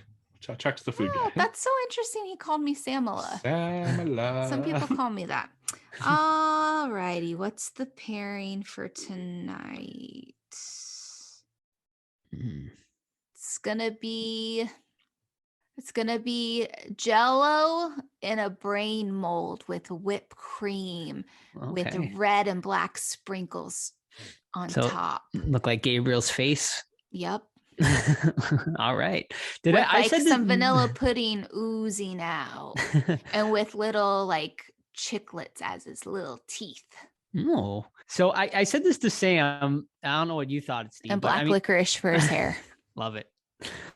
I thought not in the face, but everything else reminded me of Sinister, like the Gabriel character. Yeah, his Obviously, look the- had a very sinister. Yeah. Yeah. Yeah, he looked like Bagul. Mhm. Mhm. And then Sam made a great point saying it reminded her of like a J horror character, which I could totally see. Yeah, for sure. Like The Grudge. It looked Yeah. a lot like the Mhm. girl from The Grudge. Mhm. Next question is from Weezerface. On social media, this movie has been extremely divisive Mm. between those of us who like a surprise and people who I guess hate fun. What other movies have pleasantly surprised you? This year, nothing. This year's been the down year for me. I'm trying to think of like something maybe that came out last year that kind of. Oh, you know what? So that surprised me last year was Freaky. I was not expecting to like that movie like at all because I did not like Happy Death Day. But that one surprised me a lot. That one is a lot of fun. Yeah, that was a lot of fun. Yeah, I love that movie. I don't know. Nothing comes to mind right off the bat unless Joe can think of anything. No, nothing. Mm. I'm trying to think of anything we watched recently together that we both loved. This one, I mean, For me, from this year, the ones that surprised me. So there's movies I loved more than this, but the ones I really didn't expect to love. First is Army of the Dead. The trailers just didn't make it look that good, but I actually had a lot of fun watching that one. And the other one's Willy's Wonderland. yeah, definitely. It looked pretty stupid Mhm. at face value, but the movie was actually really fun. So I'll go with those two for this year. Very nice. Uh, Well, not Grizzly too. Not Grizzly 2, which Oh, is, come on. let's see, how low is Grizzly 2 right now? I think Grizzly 2 might be my worst of the year right now. Ooh, it's actually my third worst. So Oh, all right. it might get pushed out of the list if the way the year's going. It's possible. Mm-hmm. All right, let me just go back to the questions here. Okay, still Weezerface. Mary Fuck Kill. Madison from Malignant. Oh, Dwayne from Basket Case. Or Edward Mordrake from American Horror Story. I'm trying to remember who that character is. I'm gonna have to Google this. I gotta look it up too because Edward. It's got to be like a double-headed or like some sort of freak-looking thing. Wait, so are we doing Madison or are we doing Gabriel? So Madison, All right. but I guess it's a combo deal. Okay. I think that's the one with the double face. Oh, okay. Yeah, The guy from P2. yeah, right. Okay. Okay, I'm seeing him now. Oh yeah, Okay. I know the real person behind that, but Yeah. I haven't seen that season, so it's like he's got like a little head in the back of his head. Yeah, Yeah. Mhm. I remember now. Okay, right, so well- who is it? Abigail? No, it's, Madison. Madison. Madison, Dwayne from Basket Case, or Edward Mordrake. Oh. All right. Well, I'm definitely marrying Madison because like she has like at least one good face. So, I'll take that. And then I guess I am probably banging Mordrake just because like same thing. Like at least he has like a good face in the front. Like, and then I'm gonna have to kill Dwayne from Basket Case. I'm killing Dwayne from Basket Case, marrying Mordrake, and I guess I'll fuck Madison. And yeah, I'll marry Madison, kill Dwayne, and I guess fuck Edward Mordrake for about the same reasons. And the last question from Weezer Face. Okay, uno mas. And everyone can respond because this was my only kind of issue with the movie, and I'd like to discuss, did it bother anyone else that they didn't explain why it had electricity superpowers? So we talked about our thoughts on it, but did it bother you that they didn't explain it?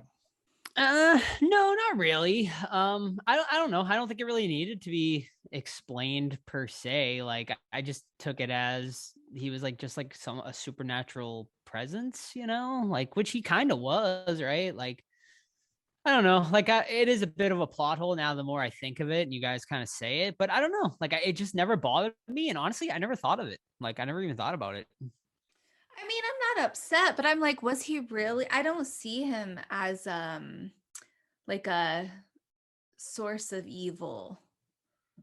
What did you call it, Steve? Supernatural. I don't consider him being supernatural. Right. It's but look at the way he moves. Like I feel like it's like right. supernatural. Yeah, but like, he's like his body is backwards, so he's gonna make her body move to where he can move easier. Yeah. Like you don't have to be. But what about the way he talks? Like he's able, like it's right. That's like what how we're else would he be saying able to go? Well, that's what we're saying. Is like, I mean, he was born like his mom was well aware of him. He just maybe he just got like more powerful, like as he like stayed inside of her. I don't really know. I mean, yeah, like with the babies and stuff that she lost and everything like that. But it's like, what about before that? Like, like the opening scene, and she's like, "You've been I don't know." Well, yeah, and like he's talking to her like through the electronics when she was a kid too, like because you see her like talking to him on the phone and stuff like that.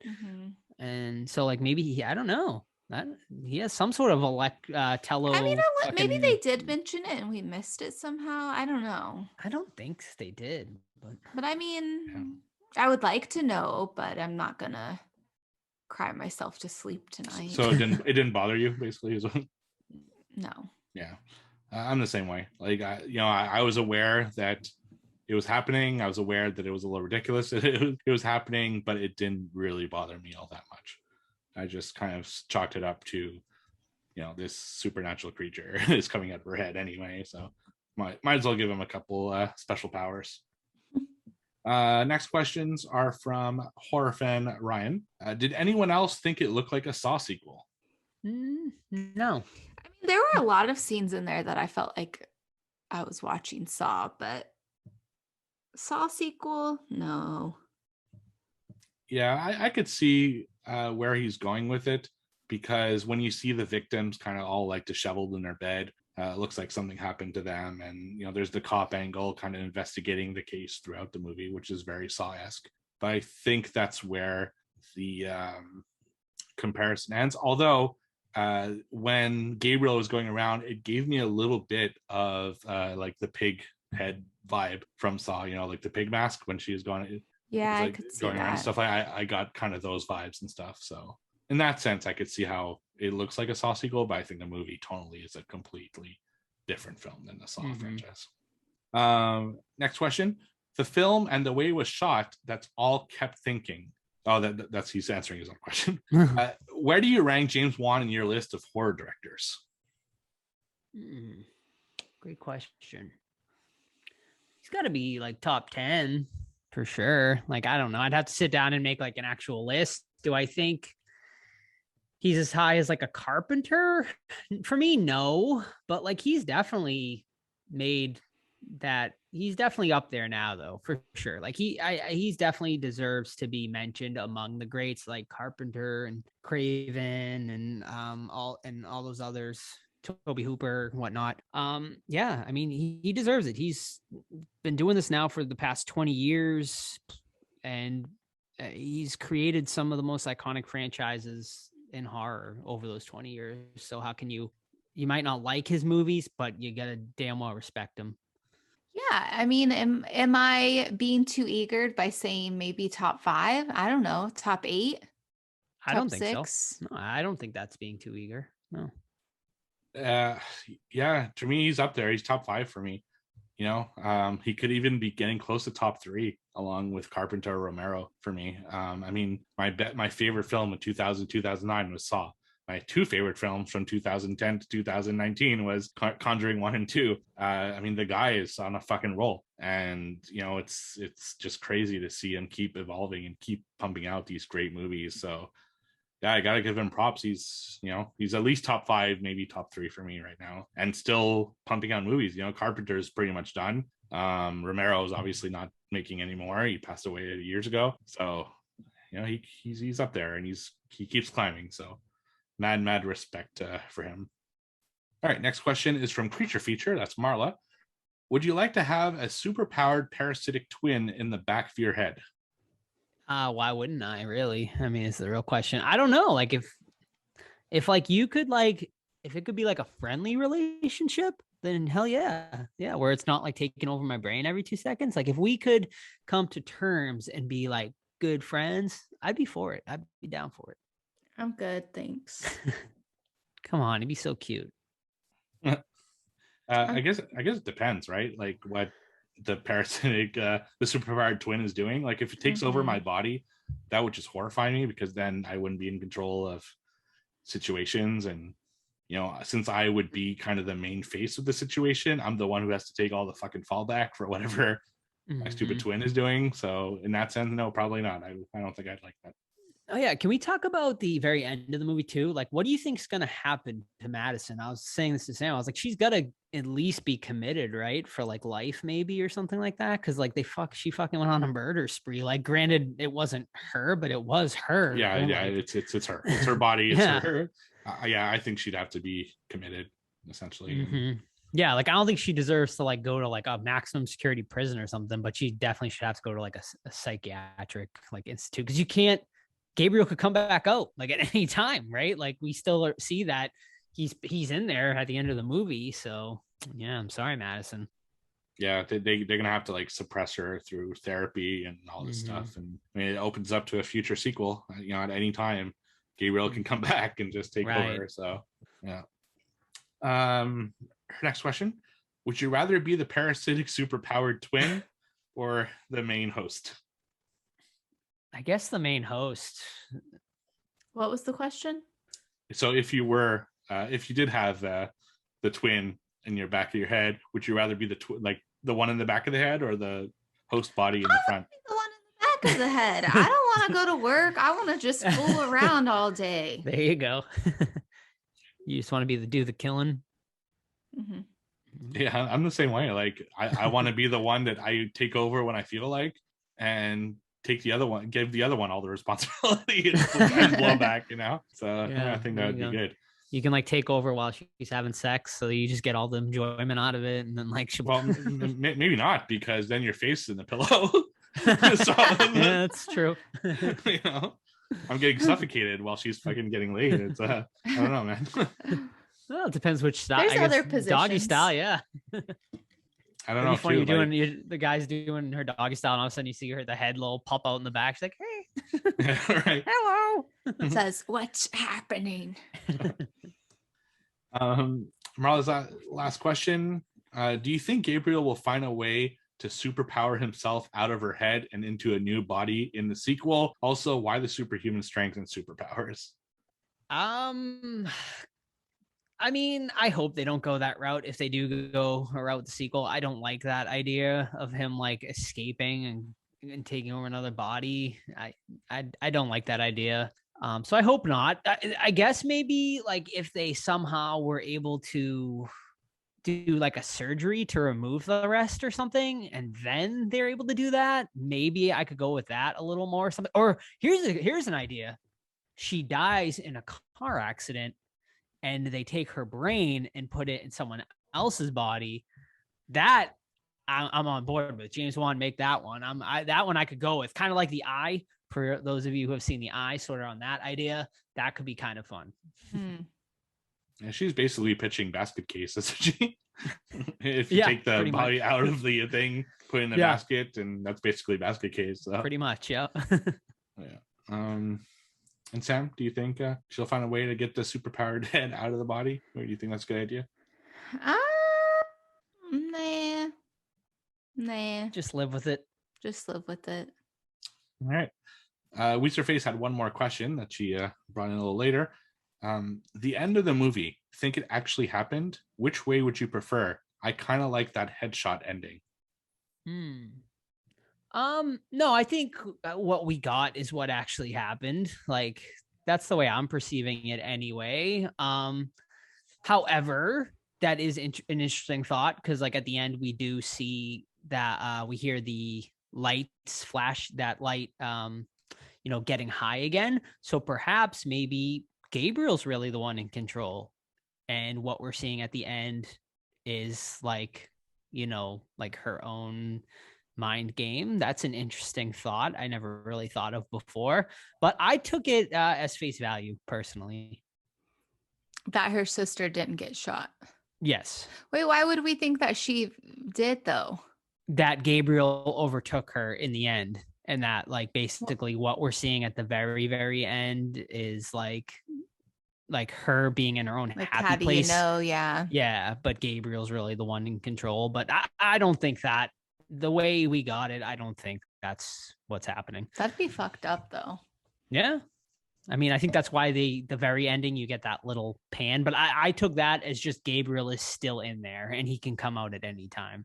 What pan? What light are you talking about? Like at the very end where they pan to the light and then you hear it getting like bright or whatever, you hear like the electricity flowing through it high, Oh, no, I think that's just like he's still in her head. Like he's still there. Yeah, that's how I took it too. But I think Weezerface's theory is interesting. Yeah, definitely. Mm-hmm. Yeah, I agree with you guys. I think it's just. I just want a happy ending, though. Horror movies is not the genre for happy endings most of the time. All right, and the last question here from M: did any of the squad members laugh during the movie, or am I weird? Do you think it was supposed to be somewhat comedic? Also, yeah. What did you think about the scene where he, she, whatever you want to say, threw the chair across the room slow-mo and hit the cops? So unnecessary, but really made me laugh. Loved it. We laughed a few times. Oh yeah, definitely. We definitely laughed. I laughed quite a few times. And like I said, I think it was all intentional. Like I think it was intentionally campy. I think that's what Juan was going for. And yeah, like that, just like that chair throwing scene, I think totally intentional, and I fucking loved it. Why are you getting so aggressive? Because I'm that jacked up about the movie. Like that's Gabriel's how much I about to pop out of your head. Yeah, I totally agree. I laughed a few times because I was having fun with it. Like that's basically my main sentiment coming out of the movie is I had a fun time watching it. It was just a really good time. It's just I laughed, I cringed, I did everything. It was just a really fun movie to watch. So yeah, I definitely laughed in that chair shot. Yeah, that chair scene was pretty funny. And that's all the questions we got. So thank you everyone for the questions. Any final thoughts before we rate it? No, I think we pretty much covered all of our bases on this one. All right, so let's rate it. What do you guys think of this one? I'll start. Sure, I'll start us off. So yeah, I mean, it's a blast of a movie. I had a great time with it. So I was like teetering, but I think I'm pretty comfortable giving it an 8. I'm gonna give it. This is tough. Because I want to give it an 8, but I'm like, Sam, you always score so high. Like, you do what you feel in your heart. I'm like, what kind of movie have I given an 8 before, Yeah, I mean, that's why I was like teetering, because I'm like, is this better than Candyman, which I gave a 7.5? I'm like, but it's like such a different movie, like in a different style, So it's really, you really can't compare them. All right, I'm gonna do a 7.7. Okay. Yeah, I wasn't sure where I was gonna rate this movie when I first came out of it, But then I run a list all year, and I kind of place them. So I know, okay, I asked myself, okay, did I like it more than this? Did I like it more than this? Did I like it more than this? And it just kept climbing and climbing and climbing. And finally I realized, you know what? Fuck it. This is the movie I like the most so far in 2021. It's the one I had the most fun with. It's the one that I just had the biggest smile throughout. So I gave it a 9 out of 10. Wow. I nice. really had fun watching this one. And hasn't been a great year. This would have been low 10, like low top 10, maybe mid top 10 last year's list, but this year it's just not a great year, and I think I liked it the most so far. So nice. 9 out of 10. I'm surprised all three of us liked it. Honestly, I had no idea, and I'll be very interested to hear what Todd has to say about so this. What do you think, Todd, will give this? I think Todd's gonna like it because, I don't know, I feel Todd likes campy movies. Yeah. So I think, but there's definitely a potential for him to hate it at the same time. Right. Yeah. And that's why I was so anxious to see what everyone thought about it, because it really could go either way. But I think Todd will probably be a 7. Yeah. I think he'll like it the least out of the four of us. But Steve, I thought you were not gonna like it. Yeah, everyone seemed to get that impression on Discord when they were kind of rating what they thought we would rate it. Oh yeah, what did they all say? Because I stayed away because me and Sam just watched that today. So did most people think we were gonna not like it? Yeah, let me tell you here. All right, so Chuck gave me a 7, Sam a 7.5, and you an 8. So he got you perfectly right. Pretty right. Sam too, pretty close. Yeah. Yeah. I actually rated it too. I thought Sam would be an 8.5 and you a 7. Okay. Rise Horror Corner, me 7.5, you Joe 7, Sam 6. Okay. He gives it a 9 though. So nice. Horror Fan Ryan, me 7.5, you Joe 6, Sam 6. So yeah, you guys were wrong. A lot of people thought me 7, you Joe 7.5, and Sam 7.8. Okay. So, yeah, pretty damn close. Yeah. Yeah. So I think people didn't expect us, I guess, to like it as much as we did for the most part. I know no one came close with me, so yeah, it was a fun film. Yeah, that's awesome. And I'm I'm be interested to see where this comes up on my top 10. I mean, it's definitely top 5 for me right now. I mean, the way this year is going, and like I said, just we'll see. I think the tail end of this year, hopefully, is going to be great. Yeah, we keep saying that, but tail end of the year is coming. We are in October. Yeah, we only got a few months to go here, but I mean, there's still a lot I haven't seen yet that I want to go back and revisit, Old and Don't Breathe 2 and Escape Room, which I don't know if we're still going to cover that or not, but we'll see. We should. I think once it comes out on, it's I believe it is out. Is it? Now on VOD? I think so. Yeah, I think Old and Don't Breathe 2 are too. I mean, but they cost some money. But yeah, you hear they're 25. Those two. Yeah. So I guess maybe we'll wait until those prices drop down a little bit, and then we can plus October we're busy. Which, speaking of which. Yes. So we're starting spooky season next week. The next episode after this one releases October 1st. So we decided we'll give you, the listeners, a chance to tell us how we should start our spooky season reviews. So over on Discord, just tell us which movies that actually, by the time that they hear this episode, we'll have probably already picked. But the reason you should be on Discord is because we're going to let the Discord essentially throw out some movies at us, and we're going to decide internally which one is the best for us to review. Just kick off spooky season 2021. Definitely. Yeah. We're excited. Yes, we're going to do a lot of Halloween spooky theme movies for October. I know we've already talked, we're going to do Rocky Horror Picture Show at some point as well. So yeah, stay tuned. And obviously we're going to do Halloween Kills. Obviously, I'm sure that releases, we'll be doing that. So yes, we'll be keeping all of the spookiness alive for October. And if you haven't yet, merch. We released, of course, our Halloween themed merch for spooky season. So if you haven't yet, go and check out our TeePublic, teepublic.com/the Horror Squad podcast, and pick up some Halloween merch that we released. It's pretty dang cool. If you haven't seen it yet, you can see it on our Discord or follow Instagram, Facebook, Twitter, and you can see it over on there as well. And thank you to everyone that's bought so far. Mm-hmm. Can't wait to get mine. It's I think only a couple days away from finally receiving them. Nice. So Sam and I haven't even ordered yet. We got to order like this week because I'm hoping to have it by Right. October 16th for the signing. So I'll have to order this week, Sam. So Sam, you want to take us out? All right, guys. Well, thanks for listening to another episode. We can't wait to hear what you guys have decided for us to review to kick off spooky season. Thanks for listening, and we'll catch you next time. Bye. Bye. Bye. I'm Todd. Hello, everyone, and welcome back to the Horror Squad podcast, where today we are joined by two very special guests. Their new movie, Shelter in Place, is now available on VOD and digital. Please welcome the directors and writers of the film, Chris Beyrooty and Connor Martin. Thanks so much for joining us today, guys. How are you doing? Good. Thanks for having us. We're so excited. Yeah, we're doing great. Thanks for having us. Awesome. So just why don't you start off by telling our listeners what Shelter in Place is about?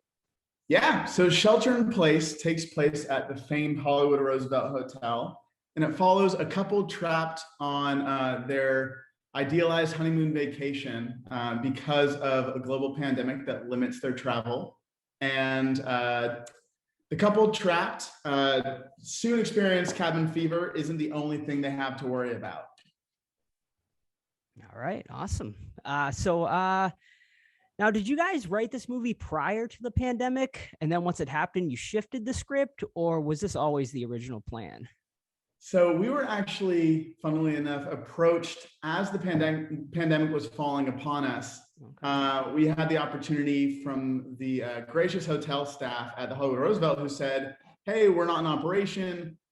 We figure like this could be a fun opportunity to pull something together. What do you have in mind? And from there, we had about 2 weeks to pull this story from conception into production. So Wow. everything you see on the screen was written from the first inkling of an idea to the screen within that 2 week span. That is amazing. That's a crazy story. So you guys actually filmed inside the hotel. Correct. So we Wow. essentially had full reign of it because they were, like I said, operational and had no guests. So it gave us the opportunity to shoot in the honeymoon suite, as well as the bowling alley, the ballroom, and just all of these cool crevasses of the hotel that typically no one would have access to. So, And it's such a beautiful hotel. Yeah. So historically significant, even all the way back to the silent era. So it was a great honor to get to shoot there. mhm. Oh yeah, no, absolutely. That's crazy. I was like, while watching this, I was like, wow, this like feeling of isolation, like in a hotel, really feels super genuine. And now I know why. Because like that was my next question. Was like, where did you guys film this? Because it felt so genuine. And now, like I know. I mean, that's pretty amazing. Now, obviously, there's like so much famed history behind this hotel with ghosts and spooky happenings. Did you guys like experience anything while you were there? I mean, because it must have been, I mean, with like no one there must have been like some, even just like little bangs and noises must have made you kind of look over your shoulder. I mean, one of the craziest things actually, right when we were doing kind of like location scouts and pre-production, we were in there and the security guard came running in, white as a ghost, saying he was looking at the security footage in one of their storage facility rooms. There's one of those big blue water coolers, and he pulled the video up, and out of nowhere, it was ripped off of its base and flew 2 feet, and water spilled everywhere in like a random storage room. We ended up writing that into the movie actually. But I think it fell onto the cutting room floor. Yeah. Nice. So, yeah, we did experience real thrills and chills of, whether they were psychological constructs or actually, manifested in the space. Yeah, we definitely felt that in our experience being there during that time. Mm. Now, as the writers and directors of this movie, is there one you guys levitate towards, one more than the other when it comes to writing and directing? Yeah, I mean, I've found myself typically assuming the role of director on like my various projects. However, I have another film in production right now, another horror film in Canada called Margot that we'll be releasing in February. And on that one, I'm just strictly a writer on. And then for Connor, Well, one of the things that I think was great about this project was from going from scene to scene, there was kind of this push and pull with Chris and I, and we're such good friends, and we work together so well creatively that when there's scenes that Chris had a more solid grasp of, I would take more of the writer role, work with the actors, because a lot of the dialogue itself is improv on the day. So and then vice versa.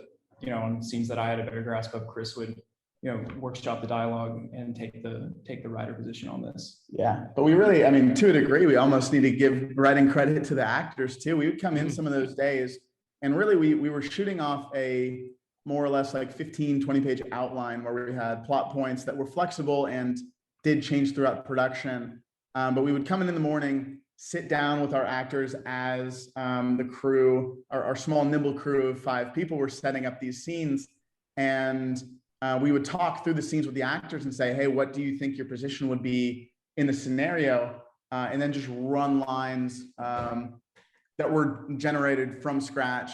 The actors would provide things, we would shoot things back, and we would essentially write the script on the day in the first, hour and a half, and then stick to the lines with like some deviation with the performance. But that's what gave off in some scenes such a genuine feel to it, was that it was really the actors bringing to the table what they felt in the moment and having the creative liberty and freedom to improvise some of these dramatic lines, which was an exercise that a lot of them said they had never done before in dramatic improvisation. So there was a bit of magic there that we really enjoyed in the process. Yeah, and we shot it pretty early on too, so it was the feelings they're feeling about what's happening around them were actually pretty genuine to the time. And things were unfolding in terms of the news circuit, things were unfolding, and we'd incorporate them into the script the day of. So when the true shelter in place and safer at home orders were extended past that 2-week original period that they set them for, it really shook us as well as the characters in the film of when will we get out of this. So it was just another interesting spin that contributed to the overall story. Yeah. Wow. My next question actually was about the cast, so it's a good segue. With it being a small cast, I felt like it really worked with this movie because of just the whole feeling of isolation. But I would imagine now that I know that, basically this was, conceived in basically a 2-week period. How was it complicated to get actors that fast, or did you use, friends that you were familiar with that were actors? Yeah, so it ended up coming down to actors that we had previous relationships with. Yeah.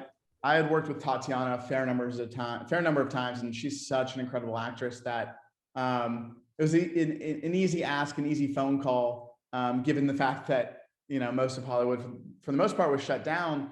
What a creative exercise, and really this started as kind of like an experience, an experiment for the actors that we didn't expect to unfold into a feature. It started out as a little passion project that maybe would be a short film that just continued to compound on itself. They sort of helped with the casting as well. Yeah. Jonathan, our producer, is very talented. He brought Brendan on, who brought his friend Kevin on. Yep. Kevin brought Jay on. Yep. So they all, one led to the other. They got to just hang out. Yeah.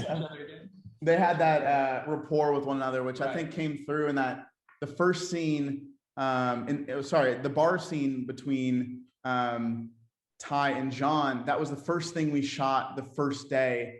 And you can already see that chemistry between them and the way that they would more or less like spit in each other's face, which was so fun. So, yeah. Now, now I feel with most filmmakers that I've interviewed who tend to delve into the horror, they are fans themselves.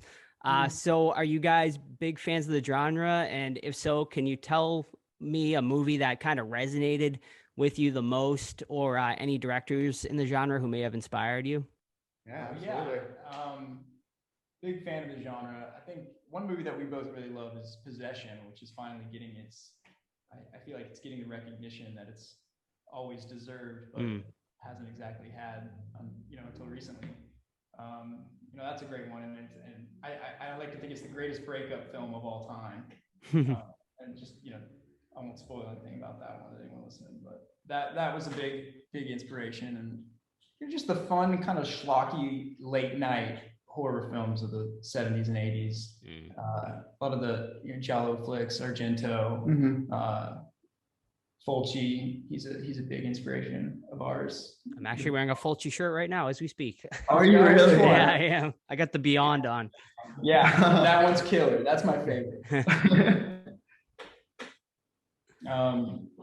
Yeah, we love all those ones. Like Sleepaway Camp is another one. Nice. Yeah, that was a fan favorite. Connor and I lived together for a period of time in New York, and almost every night we would throw on some ancient artifact of a schlocky horror film. And I think that's what inspired us here, knowing more or less like our limitations of running with a small crew with a ultra low budget for a few weeks time. I think having those restrictions really helped us in the creative process. That's what's so fun about this genre. Like, it's such a time-honored tradition to be a part of, like, to kind of work with these limitations, because a lot of these movies, they're from places outside of the coast. These people in small towns just get together and they scrape up what they can and wear every hat they can and do what they got to do to get the movie made. And we kind of had to do that. We had to make all the special effects ourselves. Yeah, I mean, there was a night towards the end of the film. There's our most graphic sequence. We spent about a week, and that was Connor and one of his close friends, Clay, who literally laid down in a vat of, like, was it silicone? We were making latex molds. Latex molds of backs that we ended up using in the movie and applying a skin texture to. So it was blood on the stove. Yeah. So it was really, there was 6 of us total with all of the crew. So we were wearing a number of hats and would switch off from being, a production coordinator to a director to a special effects artist. So nice. it was a lot of fun. Nice. Now, this still blows my mind that you guys actually filmed like in the hotel.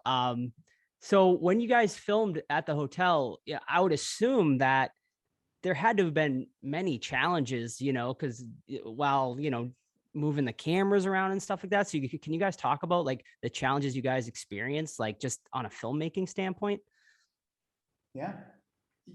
Well, I guess it just because the hotel was empty and just served as this great backdrop, we didn't have too much trouble, like, I guess, setting up each scene from a lighting perspective, camera perspective. And Michael Greenwood, our DP, who's really talented and very understanding of, we would talk like idiots on what we wanted, but then he would, make it beautiful. Yeah. But I will say there were certain, I guess, limitations just due to how old the hotel was and what we could fully do and what we couldn't. We couldn't make too big of a mess because we basically had to be unseen, totally fly under the radar while there, which was fun. And it's like you said, those hurdles, I guess, required us to find ways to creatively overcome them.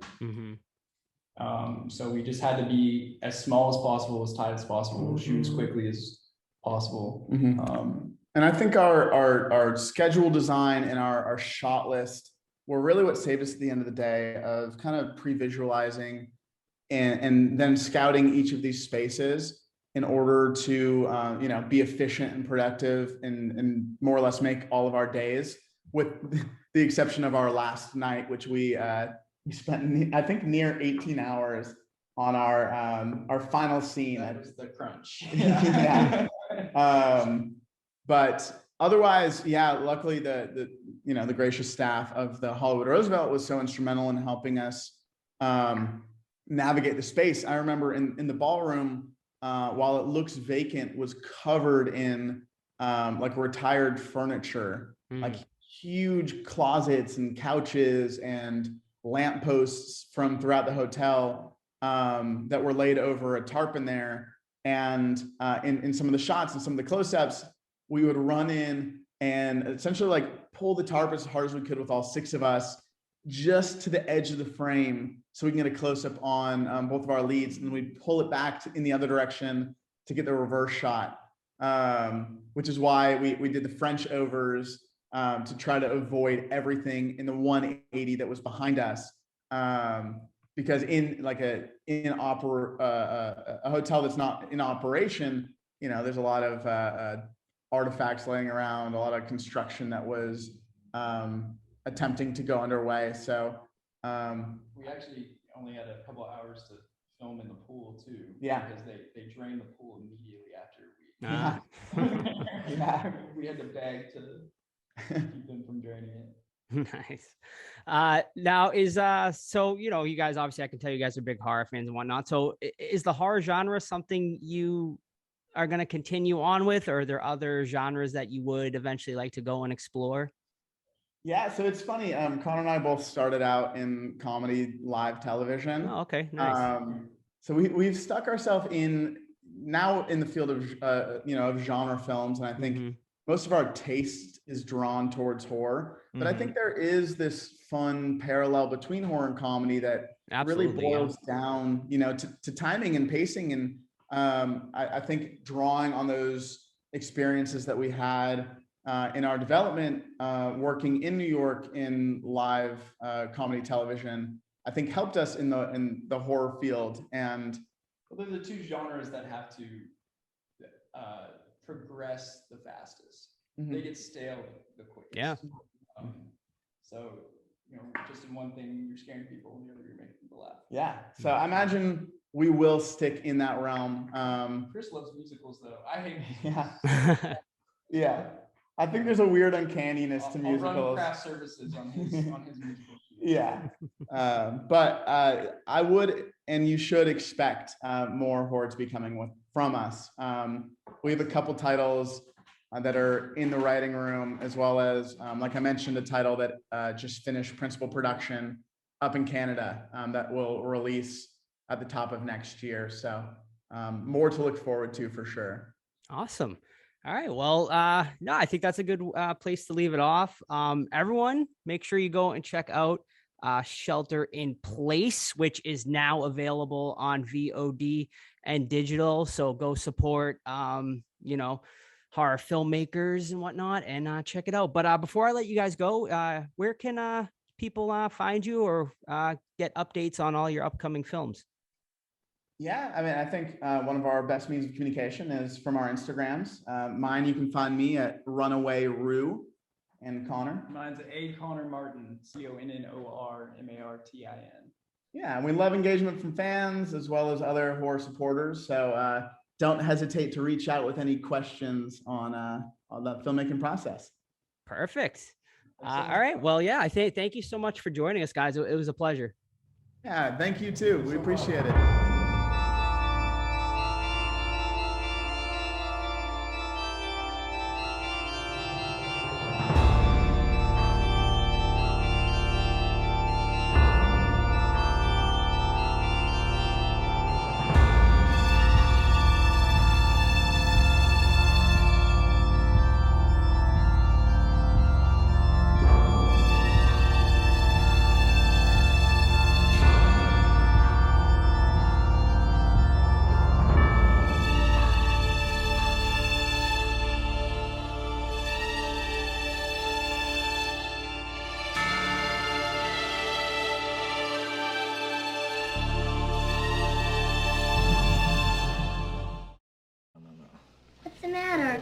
I have a headache.